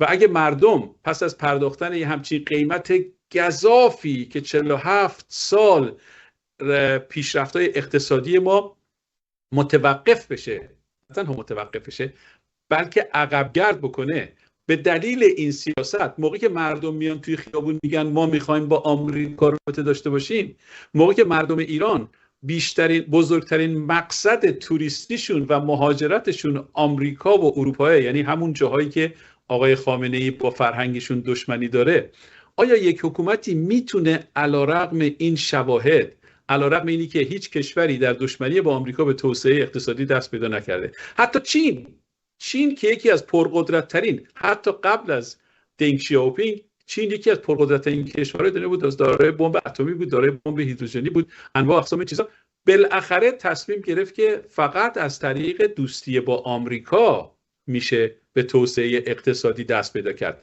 دنگ شیائوپینگ، معجزه تفکرات دنگ شیائوپینگ این بود که با وجود اینکه یک مارکسیست لنینیست بود، حاضر شد از بخش اقتصادی تفکر خودش بگذره، بخش سیاسی رو نگه داره، از بخش اقتصادیش که دشمنی با سرمایه‌داری بود بگذره و از مواهب دوستی با آمریکا استفاده کنه.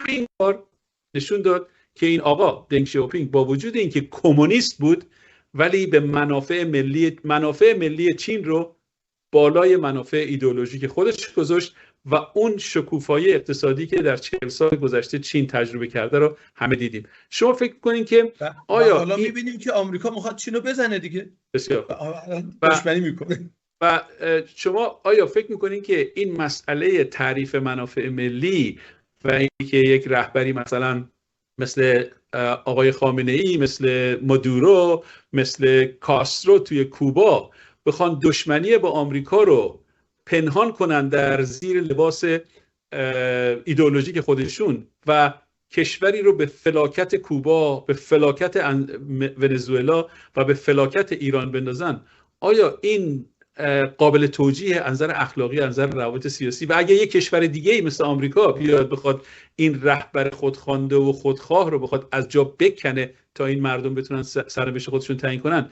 آیا این به معنی حمله خارجی و مذمومه؟ ببینید آقای دکتر کنگرلو، اول من یک اصلاحیه‌ای بدم که آقای خضری فرمودن 4-1. نه، من موضعم خیلی روشنه، نه شاه نه شیخه، من یک جمهوری خواه فدرالیست هستم، پس اینجوری هم نیست که 4-1 باشیم. دوم این که اساسا این سوال رو باید مطرح کرد که آمریکا چرا حمله میکنه؟ آیا آمریکا برای حقوق بشر و کمک به رشد یا به دفاع از حقوق بشر در ایران حمله میکنه؟ آیا آمریکا برای نجات ایرانی ها و دادن دموکراسی یا تزریق دموکراسی حمله میکنه؟ آمریکا هم مشخصا پرزیدنت ترامپ در رابطه با منافع ملی خودشون، منافع ملی که در سیستم آمریکایی تعریف شده و تولید شده، الان به این موضوع که خیلی مهم اشاره میکنم، داره از منافع ملی خودش حمایت میکنه، پس حمله میکنه به جمهوری اسلامی، مواضعش رو بمباران میکنه و حتی ساقط هم میکنه. اما جواب سوال شما، این سوال، شما همیشه سوالای بسیار هوشمندانه و خوبی رو مطرح میکنید، نکاتای بسیار زیادی هم مطرح میشه از طرف دوستان و وقتم کم میاد متاسفانه. ببینید اساسا نشنال اینترست، منافع ملی رو ما باید بستر تعریفش رو اول انتخاب بکنیم. اساسا ما این مفهوم رو در کدوم بستر میخوایم تعریف بکنیم؟ خیلی راحت یک کسی مثل خمینی، خامنه‌ای، کاسترو، چه میدونم، هر نوع دیگری، انسان دیگری از این نوع یا حتی اسلامیش غیر اسلامیش فرق نمیکنه، غیر دموکراتیک میاد منافع ملی رو تعیین میکنه.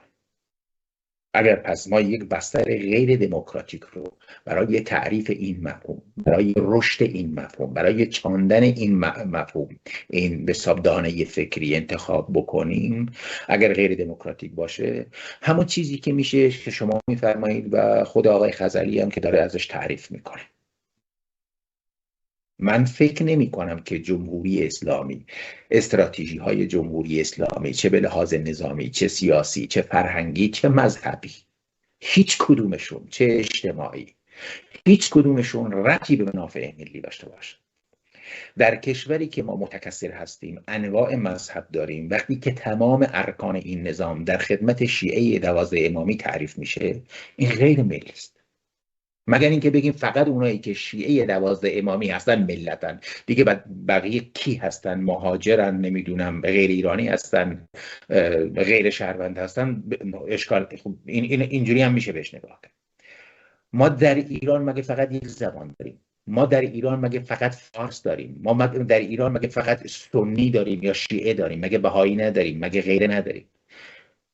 پس در یک بستر غیر دموکراتیک، یک فرد دیکتاتور و استبدادی مثل خامنه ای یا هر کسی دیگه ای میتونه بگه من منافع ملی ایران رو اینجوری تعریف میکنم و برای این تعریف خودش سازه درست میکنه، نهاد درست میکنه، مثلا یک مجلسی رو درست میکنه که اصلا من آرم میاد کلمه مجلس رو برای این پارلمان رو برای این به کار ببرم. اصلا افتضاحه. نمیدونم تو این برنامه نمیشه یک سری کلمات رو گفت، ولی یک کلمه باب هست که در رسانه‌های اجتماعی میگن، کاملا به حساب مستحق این مکانه. خب میاد سازه ها و نهادهایی رو هم برای این مفهوم و این جهانبینی و این تعریف خودش، مثل مجلس شورای اسلامی، مثل سپاه تروریستی پاسداران، مثل نمیدونم اون قوه قضاییش و غیره و غیره، تعریف میکنه، ترسیم میکنه. جامعه المصطفی رو مثلا نمیدونم فلان و فلان و انواع سازه و نهاد رو درست میکنه که بگه من دارم در جهت اون منافع ملی که خودش داره تعریف میکنه و بر به نفع خودش و گروه خودش هست رو باز تولید بکنه. این یک حالت. حالت دیگر حالت دموکراتیک اونه که اساسا نشنال اینترست و منافع ملی، بله، در یک قسمت، در یک بعدش نهادهای حاکمیت هستن که تعریف میکنن، یعنی رئیس جمهور، مجلس، نمایندگان مردم و غیره و غیره هستند. ولی در یک بستر دموکراتیک نقش روشنفکران، شما خیلی دقیق به این اشاره فرمودین اوایل، روشنفکران هستند، جامعه مدنی است، جامعه دانشگاهی است، جامعه علمی است، مردم هستند، احزاب و سازمان ها هستند و حاکمیت. اگر در یک بستر دموکراتیک ما میخوایم این مفهوم رو تعریف بکنیم، تمام اینها با هم دیگه کار میکنن تا نهایتا اون منافع ملی رو در حالت ماکرو پالیسی، در حالت اون استراتژی که خودش تعریف میکنن و بعد برای اون سازه ها و نهادها رو هم درست میکنن. اون موقع دیگه ارتش جمهوری اسلامی یا سپاه تروریستی جمهوری اسلامی نخواهد بود. یک ارتشی خواهد بود که در خدمت منافع ملی خواهد. مجلس به همین شیوه، احزاب و سازمان ها و حتی رسانه ها در تعریف منافع ملی دخالت دارن در یک بستر دموکراتیک. به خاطر همین من میخوام عرض بکنم خیلی مهمه که ما بستری رو که میخوایم، اون جایی رو که میخوایم، اون زمینی رو که میخوایم این دانه فکری، این تخم فکری رو درش بکاریم خیلی مهمه. در زمینی به نام جمهوری اسلامی صحبت کردن از منافع ملی توهین به مردمه، ولی در یک کشور دموکراتیک و توسعه یافته که آزادی بیان، آزادی احزاب و تحزب وجود داره، اصلا یه جوری ایشون طبعا محمد رضا پهلوی یک دیکتاتور بود. خب خودش که اینو میگه، خودش جلوی دوربین که شکنجهش نکردن ازش اعتراف بگیرن، خودش میگه من این ظلم و فساد و ستم رو تایید میکنم و به حساب وجود داره. ولی بیای در مقابل این به جمهوری اسلامی، در مقابل پهلوی بیای از جمهوری اسلامی به عنوان نماد آزادی بیان و تحزب و تشکل اینا صحبت بکنی، آخه این دیگه توهین به مردمه. بحث من اینه اگر ما میخواهیم واقعا، به خاطر همینم عرض کردم ای کاش ما یه روز بشینیم فقط در مورد منافع ملی صحبت بکنیم. اساسا چیه این مفهوم، چیه اصلا، از کجا تولید میشه، چگونه باید تولید بشه، سازوکارش چیه و غیره و غیره. بنده عرض میکنم به طور مشخص اگر آمریکا قطعا در جهت منافع خودش به جمهوری اسلامی حمله کرد و منم اینو تایید میکنم که به ایران حمله نمیکنه، به جمهوری اسلامی حمله میکنه. آمریکا هیچ دشمنی با مردم نداره. آمریکا نمیخواد مردم عادی رو بکشه. آمریکا جمهوری اسلامی نیست که 500,000 نفر رو در سوریه بکشتن بده. آمریکا کسی نیست که تروریست پرورده بکنه که بفرسته در کشورهای عراق و یمن و سوریه و لبنان و غیره فقط کارش کشتن آدم باشه. آمریکا که نمیخواد از یک ایدئولوژی دفاع بکنه. آمریکا که تروریست پرورده نمیکنه، جهادی پرورده نمیکنه که بفرسته در کشورهای دیگه اون ایدئولوژیش رو به حساب تزریق بکنه، یا اون یه رسانه داره مثلا از طریق رسانه هاش میتونه افکارش رو به حساب تبلیغ بکنه. به خاطر همین من خیلی مشخص عرض بکنم، از دید من زمان جنگ با جهان جهالته. از دید من زمانی که ما درش قرار گرفتیم زمانه مراوده، زمانه مبادله، زمانه معامله، زمانه همکاری است. ما نمیتونیم خارج از جهان به عنوان یک تافته جدا بافته زندگی بکنیم و ادامه حیات بدیم. و اینجا این نقدی است بر حرفای آقای خزعلی و نقدی هم از بر حرفای صحبت‌های آقای احمدی. ما تافته جدا بافته نیستیم، ما ملت تاریخی نیستیم. از این توهم نوستالژیک و این توهم ایدئولوژیک بیایم بیرون، به صورت خنثی، سکولار، واقعی و میدانی در رابطه با امروز و فردای ایران فکر بکنیم و گفتگو بکنیم. جناب خرم، من اون شعری رو که در ابتدای برنامه خوندم قصد خاصی خوندمش. در اون شعر حافظ یه سری کارایی میکنه که فکر کنم قصد داره به ما یاد بده. در بیت اولش میگه منم که شهره شهرم به عشق ورزیدن، منم که به دیده نیالودم به بد دیدن. اول به قول آمریکایی‌ها کریدنشال‌های خودش رو، استوارنامه خودش رو به ملت عرضه میکنه، میگه اینا خصلت‌های منه. من شهره شهرم به عشق ورزیدن، یعنی نه تنفر میورزم، نه آدم میکشم، نه ساکمه میزنم به مردم، نه تجاوز میکنم، نه این عشق ورزیدن، محبت ورزیدن رو اول به عنوان استوارنامه خودش عرضه میکنه و بعد میگه تازه از اینم بالاتر، منی که یه آدم عادی هستم ولی یه فقیه هم نیستم، رئیس جمهور کشور هم نیستم، پرقدرت ترین فرد سیاسی کشور هم نیستم، وفا میکنم و ملامت میکشم و هنوزم خوشم، برای اینکه من یه طریقتی دارم که در طریقت من رنجیدن کافریه. شما مقایسه کنین این طریقت رو که یکی از بهترین شاعران، نه ایران، یکی از بهترین، میدونی که توی همه کشورهای دنیا، همه کشورها مثل یونانیا و آلمانیا و فرانسویا فیلسوف دارن، ما ایرانیا شاعر داریم. ما به فیلسوفامون میگیم شاعر. البته این شاعرها فلسفه‌ای که میبافتن بسیار بسیار عالی‌تر از فلسفه هایی که به نظر من حتی فیلسوفای یونانی دربارش صحبت کردن.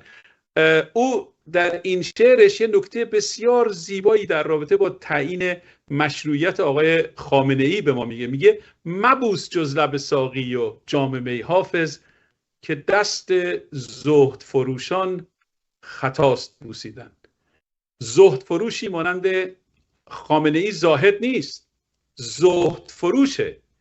حافظ میگه در مقایسه با بوسیدن دست یک کسی که زهد فروشه، جام می و ساقی ارزشش بسیار بالاتر از بوسیدن دست یه همچین زهد فروشی. شما به من بگید چطوری میشه که یه همچین زهد فروشی ناگهان در مصدر تعریف منافع ملی ما قرار میگیره و اون وقت چون مشروعیت و پیچیدگی ذهنیه اینی که روابط بین الملل و دنیای پیچیده امروز رو درک بکنه و بدون دشمنی با آمریکا بر ضد منافع ملی ماست، نه به نفع منافع ملی ما، اون وقت اینجوری یک کشوری رو برباد میده. آیا ما میتونیم ملت خودمون، ملت ما که به این رشد فکری رسیدن، من فکر میکنم چیزی بالای 90% ملت ایران آقای خامنه‌ای رو زهد فروش میدونن و زاهد نمیدوننش. از زهد فروشی هم گذشته، یک جنایتکار بین المللی، یک قاتل، یک جنسایدر، یک کسی که در ردیف هیتلر و استالین و لنین و مائو میدوننش. ولی چطور میشه که در قرن 21 در دنیایی که شاید بشه گفت همه ساکنین این کره دسترسی به تلفن دستی و گردش اطلاعات دارن، هنوز این آدم طرفدار داره؟ جناب کنگلو، سوال خیلی خوبی مطرح کردین. اجازه بدین من در اتمام صحبتام از حضور شما اجازه بگیرم برم سر کار. ولی در جواب شما من واقعا اصلا نمیتونم تصور بکنم چه رهبری، خصوصا رهبری که داعیه ولایت فقیه بکنه، بتونه یه 10,000 نفر یا بگم با گفته بسیاری 40 و خورده هزار نفر رو بکشه، 300 یا 400,000 نفر رو زخمی بکنه و با اون طریقه فجیح با مردم خودش در زندانها، در بازداشتگاه‌ها، در بیمارستان‌ها برخورد بکنه. من فکر میکنم این در تاریخ معاصر آمریکا در این قرن بی سابقه است. همون جوری که شما فرمودین، این شخص ولی فقیه هیچ گونه مشروعیتی در نزد مردم ایران نداره.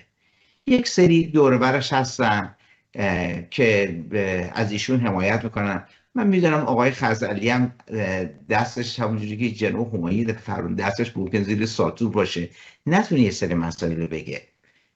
من میدونم ایشون فرد فهمیده‌ای هستن، واقعا انتظار ندارم که خیلی با ما همکاری بکنن، همینی که اومدن لطف کردن. ولی این واقعا جنایت در حق مردم ایران. من فکر نمی کنم در تاریخ ایران هیچ رهبری با مردم خودش چنین کشتاری را انداخته باشه. اصلا این مسئله فرای دید سیاسی هست، مسئله فرای ستون پنجمی که آقای خزعلی فرمودن. با مردم بی‌دفاع چطوری میشه این کارو کرد؟ این واقعا جنایت، این در تاریخ بس ثبت بشه.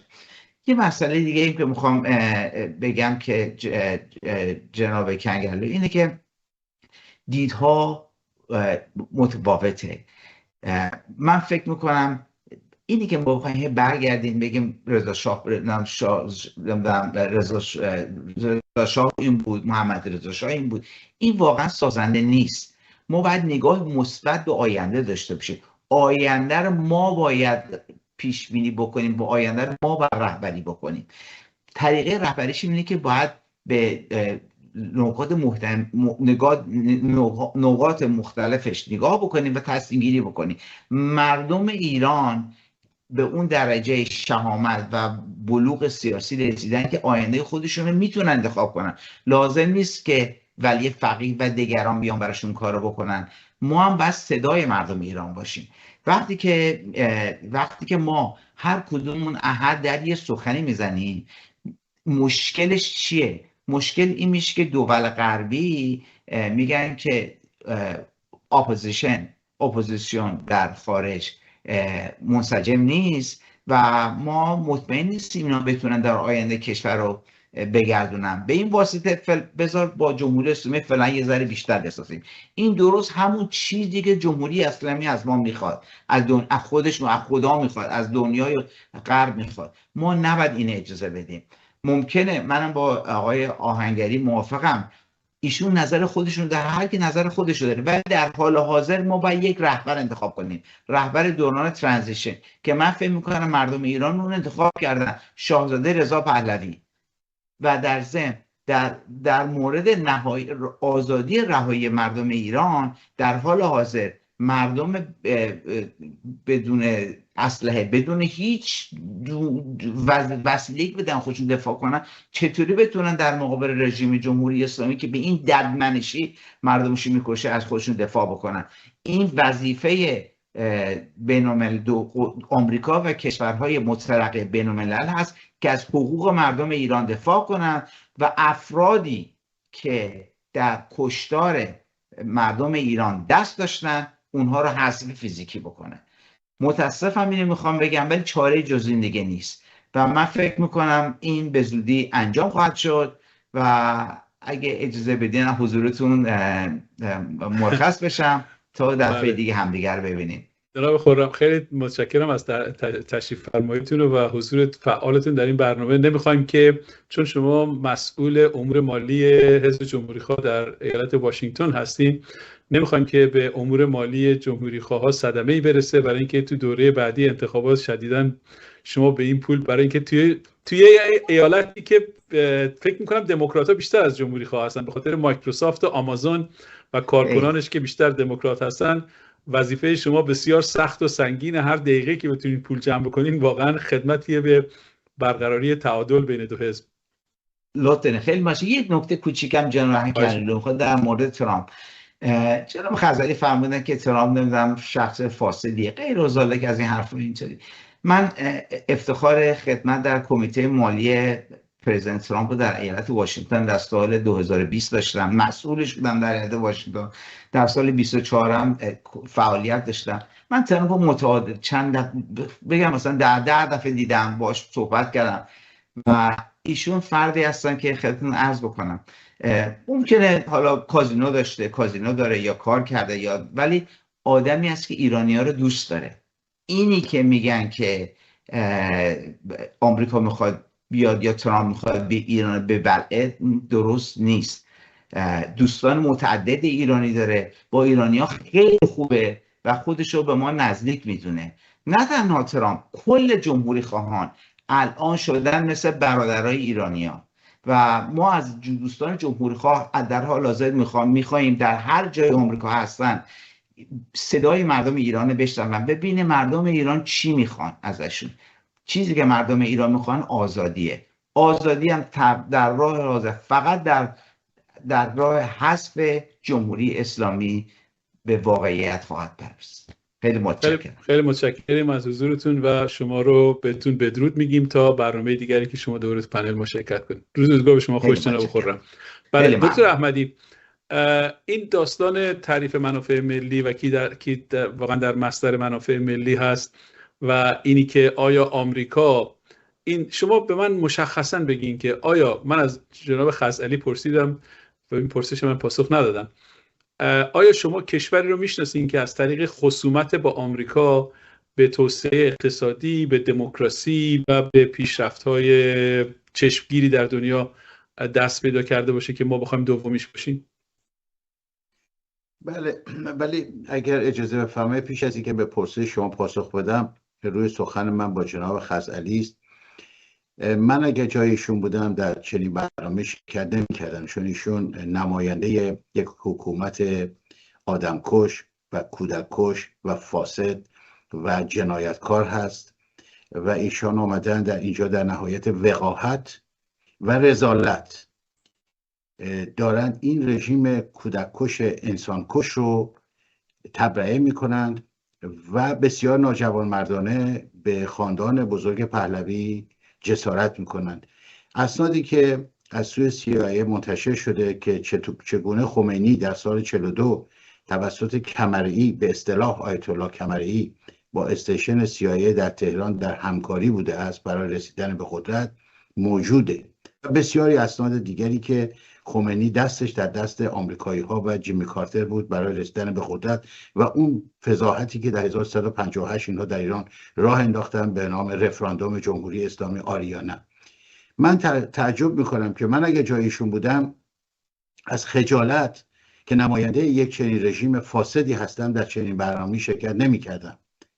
آیا پرسش من از آقای خرزلی این است که جمهوری اسلامی هم اجازه میدهد مثل شما که آمدید از این تریبون آزاد استفاده میکنید در اینجا و در نهایت آزادی دارید افکار و اندیشه های خودتون رو پخش میکنید، اندیشه های فاسد خودتون رو، آیا شما هم اجازه میدید ما بیایم در تلویزیون شما و در اونجا این آزادی رو داشته باشیم که سخنان خودمون و نیات خودمون رو مطرح بکنیم؟ و شما هنوز در نهایت وقاحت دارید از دیکتاتوری دفاع میکنید، در نهایت وقاحت و رذالت دارید دروغ پردازی میکنید و دارید تاریخ معاصر ایران رو تحریف میکنید. اما ملت ایران از اینها گذشته. شما به طور مستقیم به ملت ایران اهانت کردید، ملتی که آمده است اینطور خون داده، ویدیوهایی که تازه داره بیرون میاد نشان از جنایت‌های شما دارد و این ملت شعارهای مشخصی داده است. در خارج از کشور هزاران، صدها هزار ایرانی به خیابان‌ها آمده‌اند و شما این شعارها رو باور ندارید، قبول ندارید. شما دارید توهین میکنید به ملت ایران و شماها هستید که 47 سال از مسائل ملی ایران رو زیر پا گذاشتید، ایران رو نابود کردید و هنوز هم در فکر این هستید که این وضعیت ادامه پیدا کنه. این وضعیت دیگه ادامه پیدا نخواهد کرد. ملت ایران به شما اجازه نخواهد داد. ملت ایران به آمریکایی ها هم اجازه نخواهد داد که برای ما بیاین یک رهبر دیگری بتراشن، همان گونه که در 1157 خمینی رو برای ایران تراشیدن. مردم ایران امروز بیدار شدن، دیگه این اجازه رو نخواهند داد به شماها. بس کنید. اما در مورد پرسش جناب دکتر کنگلو بایستی عرض بکنم که منافع ملی البته از دید فیلسوفان سیاسی تعریف‌های مختلفی شده، یک تعریف واحد و مشخصی برای منافع ملی نیست، ولی اون چیزی که در گفتار شما آمد و دوستان دیگر هم بهش اشاره کردن، در حقیقت حفظ منافع ملی یعنی اون چیزی که حفظ منافع اکثریت ملت هست و در نهایت پیدا کردن یک شاخصهایی برای رشد و پیشرفت یک سرزمین و یک کشور و یک ملت، در حقیقت دارای یک میتونم بگم که حامیانی هست در درون اون ملت ها که از جمله روشنفکران هستن، کارشناسان هستن، نخبگان سیاسی و اقتصادی هستند و تبلور اراده ملت ها هست در قالب احزاب و حضور اونها در مجالس و در دولت های منتخب و در حقیقت مجموعه از کنش های اجتماعی، سیاسی و اقتصادی و فرهنگی ملت ها هست که اگر در مسیر درست قرار بگیره میتواند منافع ملی رو به حد اکثر تامین بکنه. در اینجا اگر که بنا باشه که منافع ملی تامین بشه و حقیقتا ملت ها نقش داشته باشن از طریق نمایندگان مجلس در مجالس یا از طریق حضور نمایندگانشون در دولت ها، واقعا دولت ها انتخابی باشن، نه آن چیزی که امروز ما در جمهوری اسلامی میبینیم، آن وقت است که در حقیقت ما میتوانیم امید به این داشته باشیم که برخلاف اختلافات سیاسی، برخلاف اختلافات مذهبی، برخلاف تفاوت‌های ایدئولوژیک، همان گونه که در دوران پر افتخار پادشاهی محمد رضا شاه پهلوی ما داشتیم، ما با کشورهای کمونیستی مثل رومانی فرض کنیم که ما کارخانه تراکتورسازی از رومانی آورده بودیم، ما از اتحاد جماهیر شوروی سوسیالیستی سابق ذوب‌آهن وارد کرده بودیم، ما از آمریکا بهترین ادوات جنگی و جنگ افزارهای مدرن رو تهیه می‌کردیم، از انگلستان بهترین نوع تانک ها رو تهیه می‌کردیم و همینطور تعامل داشتیم با کشور کمونیستی چین. این همه اینها بر پایه مصالح ملی بود. زمانی که پادشاه ایران تصمیم گرفت که ایران بایستی دارای کارخانه ذوب‌آهن باشد، آمریکا و انگلستان مخالفت کردند. دیدیم که ما رفتیم این کارخانه رو وارد کردیم، اون هم در ازای چی؟ نه پرداخت پول، بلکه دادن گاز به شوروی و گرفتن کارخانه ذوب‌آهن، اینها مصالح ملی بود، این منافع ملی بود، اینها منافع ملی بود که در چارچوب دموکراسی که وجود داشت در اون زمان و علاقه و عشقی که به ملت و کشور وجود داشت اجرا میشد. در این دوران بسیار اسف‌انگیز و بسیار منحوس و بسیار تاریک تاریخ ایران، چون فقط منافع اسلام، اون هم اسلامی که اینها تعریف میکنن، مد نظر بوده است، منافع ملی ما کاملا پایمال شده و از بین رفته است و ما امیدوار هستیم به زودی اینها رو کنار بزنیم و مملکت رو دو مرتبه باز پس بگیریم. دکتر غزالی، شما در مورد آمریکا حرفایی زدین که گفتین که آمریکا به قدری کشور بدیه که آرزو میکنین که افتخار شما خواهد بود اگر در جنگ با آمریکا جانتون از دست بدین به جای اینی که در سازش با آمریکا جانتون رو حفظ بکنین. شما میتونید به من بگین آیا فرزندان شما توی آمریکا زندگی میکنن یا نه؟ خب اول نه، من فرزندان من در تهران تحصیل کردن و در تهران مشغول کارن و هیچ کدوم هم دولتی نیستن، مؤسسات خصوصی کار میکنن. خود من هم خصوصی کار میکنم و دولتی نیستم و حقوق بگیر دولتی هیچ کدوم نیستیم. 12 بار زندان همین نظام رو رفتم و نقدهای من هرچه گفتم به قوت خود باقی است و بر مواضع اصولی خودم هستم، اما هرگز آیا آمریکا ستیزی حکومت رو نقد میکنین؟ بله نقد کردم، به خاطرش فقط یک مرحلهش که اشغال سفارت رو نقد کردم و برنامه گذاشته بودیم در سال 91 سرای قلم بریم، در 13 آبان راهپیمایی در مسیر قانونی ولی با شاخه گل. گفتم این اشغال غلط، اگر اینها بدن بگو آقا کارمنداتون اخراج، او هم اخراج کنه ما هم اخراج کنه، ولی اشغال کار خطایی بود و هزینه‌های زیادی چپ و راست فرق نمی‌کنه. کسانی که از دیوار سفارت بالا رفتن بارها گفتن محکومن و هر کس از دیوار دیپلماسی بالا برود از در نمیتواند وارد شد. اما سخنم اول از جناب آقای احمدی خیلی تشکر میکنم به جهت اینکه برخلاف همه سلطنت طلبان که فحش ناموسی اظهار میکنن در حد اهانت‌های وقاحت و رذالت و این مسائل خطاب کردن در گفتگو شایسته نیست اینها، ولی من میگم که یک سلطنت طلب خیلی خودشو کنترل میکنه تا بتونه به جای فحش‌های ناموسی بگه وقاحت و رذالت و همین چیزایی که گفتن. اما قصه بعدی این است که آقای ترامپ رسما قبلش کد کشته سازی رو گفت، یعنی قبل از اینکه این اغتشاشات ایجاد بشه موساد گفت، نتانیاهو گفت، دعوت کردن و نوکر حلقه به گوششان رضا پهلوی فراخوان رو از طرف اونها داد، ولی کد عملیات این بود. مجاهدین خلق اعلام کردن ما در اینجا تشکیلاتی حضور داشتیم، پژاک اعلام کرد تشکیلاتی حضور داشتیم و کشته دادیم، جندالله بود، همه داعش بود. یعنی وضعیتی است که همه اینها آمریکا، اسرائیل، موساد، مایک پومپئو گفت به کریسمس رو مردم ایران تبریک میگم و مأموران موساد که در کنار اونها قدم میزنن. پس از نظر فکت اون چیزی که ما داریم دلایل کافی داریم بر دخالت بیگانه در این اغتشاشات و در اینجا جنایاتی کردن که داعش نکرد.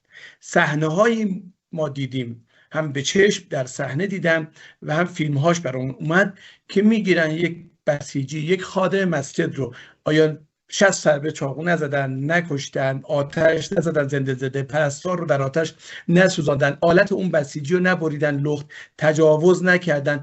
در مقابل دوربین هاتون دارین میگین، در رسانه هاتون میگین، من الان تو موبایلم دارم اگه خواستین براتون بفرستم پخش کنین، میگه من میخوام هند جگرخوار زمانه شوم.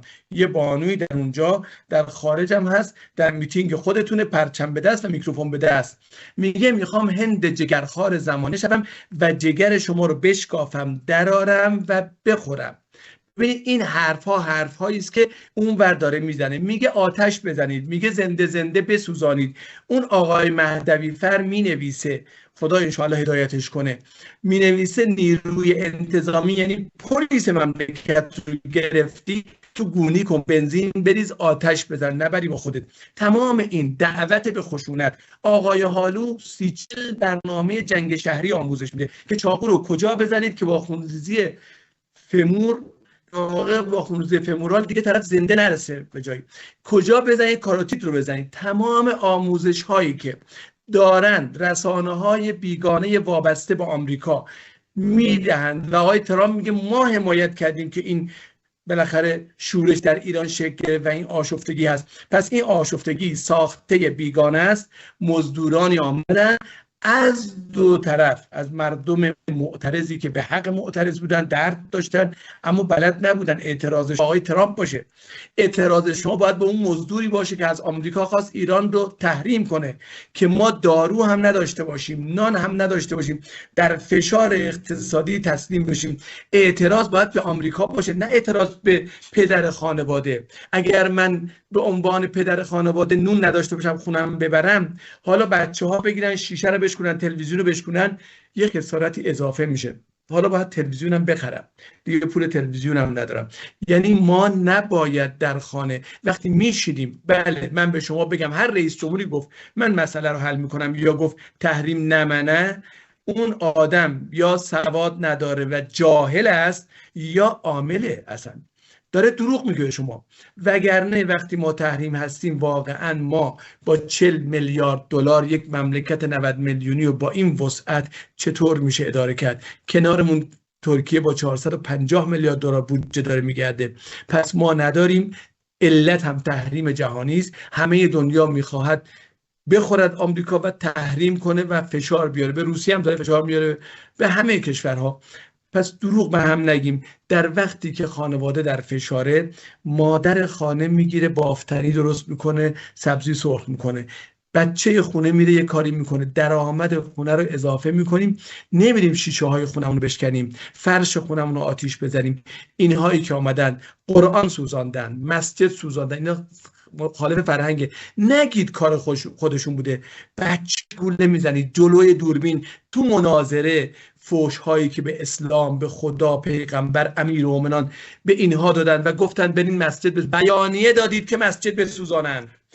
اون آقا گفت ما حرم امام رضا رو میخواهیم نعوذ بالله مستراح بکنیم، امامزاده ها رو خراب میکنیم. تمام رسانه هاتون پر از حمله به دین، به امامزاده، به مسجد است و در صحنه ما دیدیم عمل کرد و میگه میخوام هندت جگرخوار بشم. جنایاتی که اینها کردن در این دو شب داعش نکرد. جنایاتی که پزشکان قانونی میگه ما تا حالا ندیدیم این حجم از خشونت و جنایت. بله وقتی شما به هزار در آمریکای شما هنوز هیچی نشده، میگه اگه یک آجر پرت کنیم به سمت پلیس شلیک میکنیم. در آمریکای شما سالی 2000 نفر با گلوله مستقیم پلیس بدون اینکه اغتشاشی باشه کشته میشن.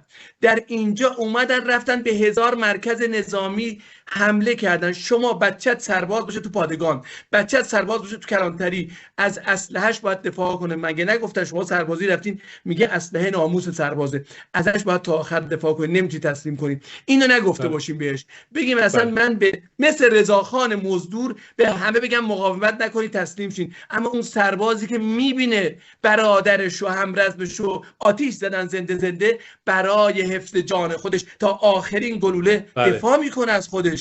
شما حمله کردید، بسیجی رو مسله کردید، تیکه تیکه کردید، آلتشو بریدید، بعد آتش زدید زنده. خب طبیعی اون سرباز بعدی مقاومت میکنه تا آخرین گلوله. اگر بچه شما هم سرباز اون کلانتری بود تا آخرین گلوله دفاع میکنه و نمیذاره آتیشش بزنن بکشنش. این واقعیت امره. بله من هم قبول دارم، اما واکنش بوده است 2 ساعت اول آقای پزشکیان که این کارشو بنده قبول ندارم خلع سلاح کرد، هم نیروی انتظامی رو و هم بسیج رو، اینها رو خلع سلاح شده فرستاد، مسله شدن، بعد رفتن تو پایگاه، پناه بردن به پایگاه، پناه بردن به کلانتری و اونجا از کلانتری و از پایگاهشون دفاع کردن. آقای پزشکیان، آقای قائم پناه، معاونت اجرایی، 11 دی ماه نوشتم شما با این دست فرمون که میدید در زمان شما و در دولت شما بیشترین کشتار میشه، چون دست فرمونتون بود. هم تحریک کردید، هم بنزین بر آتش این اعتراضات ریختید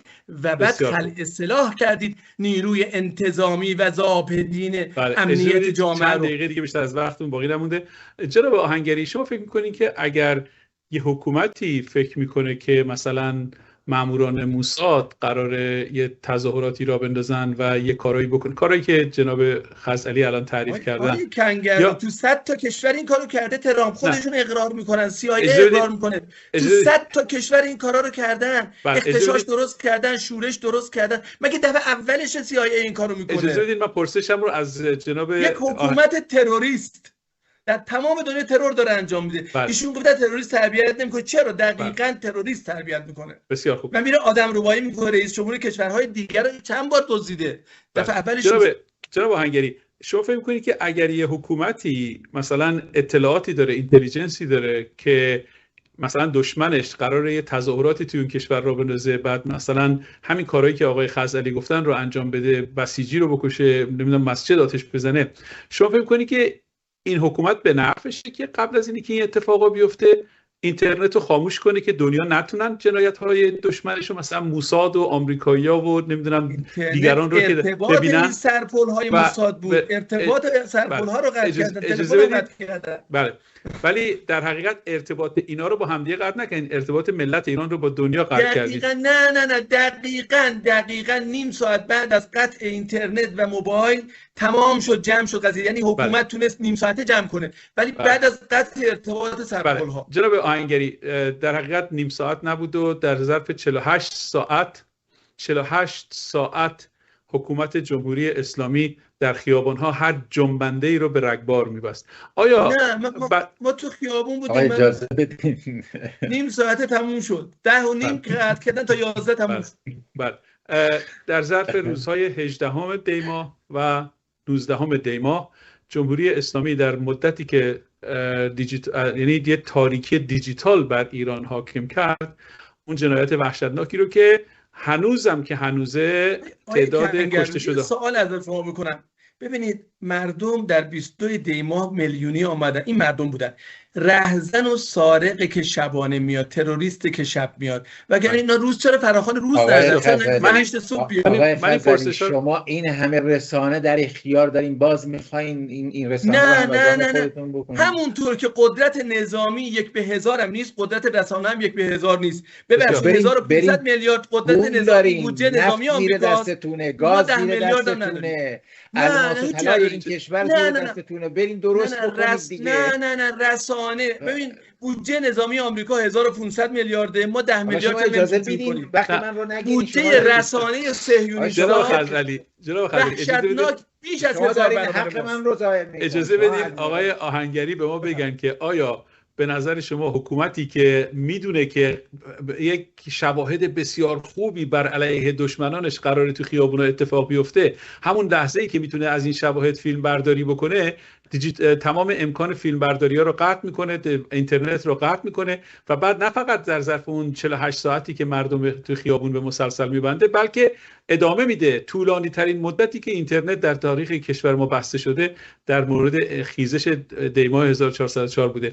آیا این بستش وقت و بعدم گزمه های حکومت، بسیجی ها و پاسدارا برن به بیمارستان ها و بیمارها رو از ICU بکشن بیرون و ببرنشون توی یخچال‌های پزشکی قانونی کاری کنن که زنده از سرما بمیرن؟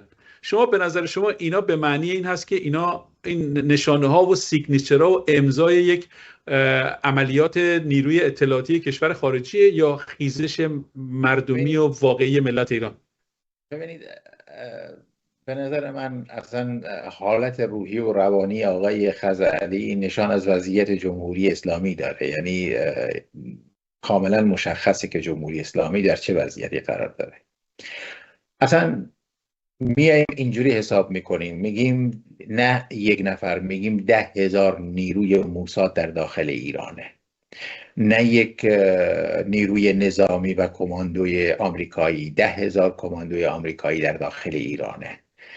میگیم نه اونایی که دست خالی در خیابان بودن، هزاران مسلح مزدور بیگانه ایرانی در درون این تظاهرات جا خوش کرده بودن.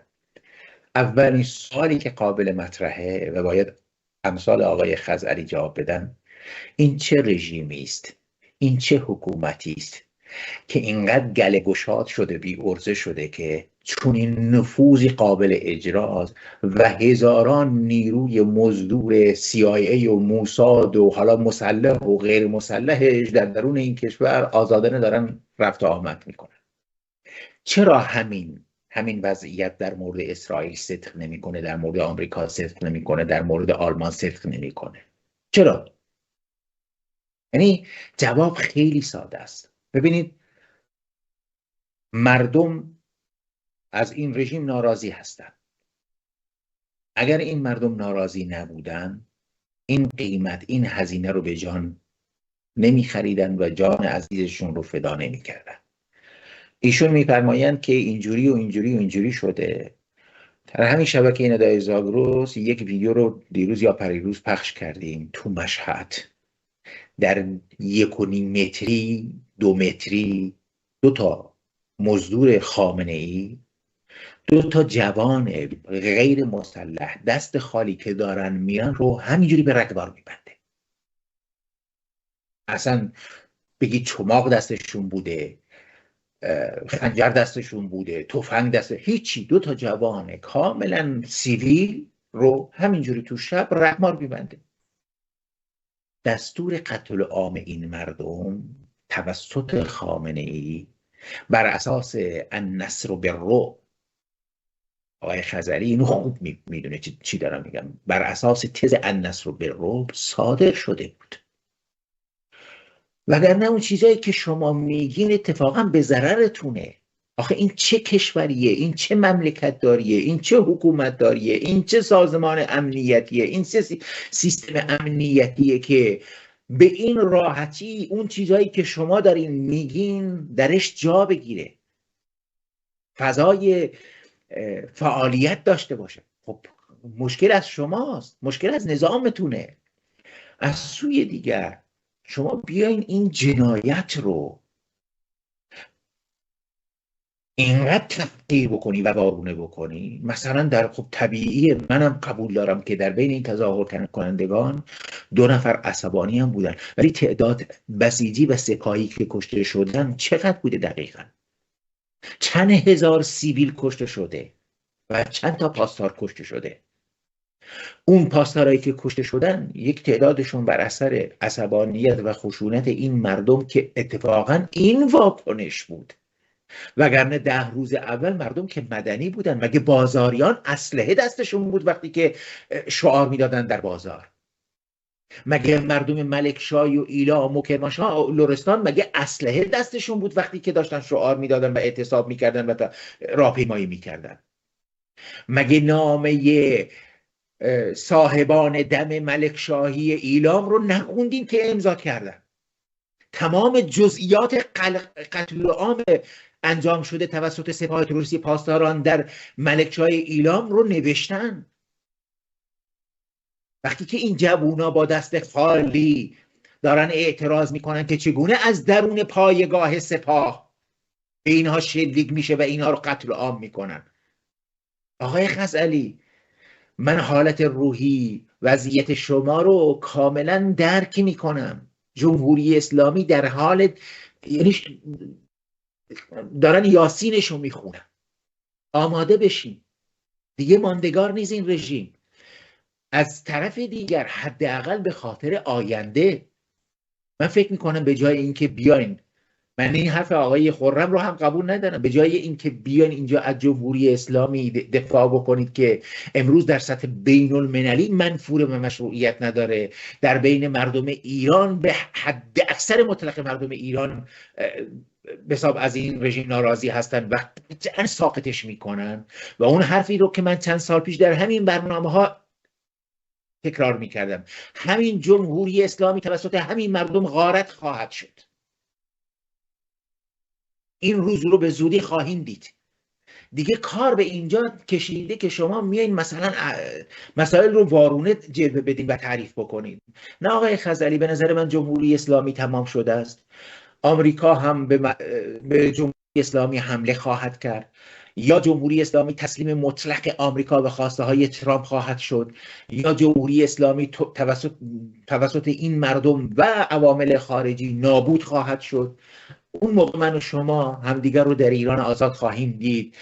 امیدوارم بعد از سقوط جمهوری اسلامی هم به همین رسایی و شیوایی و با همین لحنم بتونید صحبت بکنید. خیلی ممنون. بله، هدف ما از مبارزه‌ای که میکنیم ساختن ایرانیه که تمام مخالفین ما بتونن همونجوری که در پاریس و لندن و برلین و واشنگتن و نیویورک میتونن بر علیه حکومت صحبت بکنن، در داخل ایران هم بتونن هر چی که دلشون میخواد بگن. در آمریکا که شما حمله میکنید به مخالفین سلطنت طلبا، فحش ناموسی به همه میدن.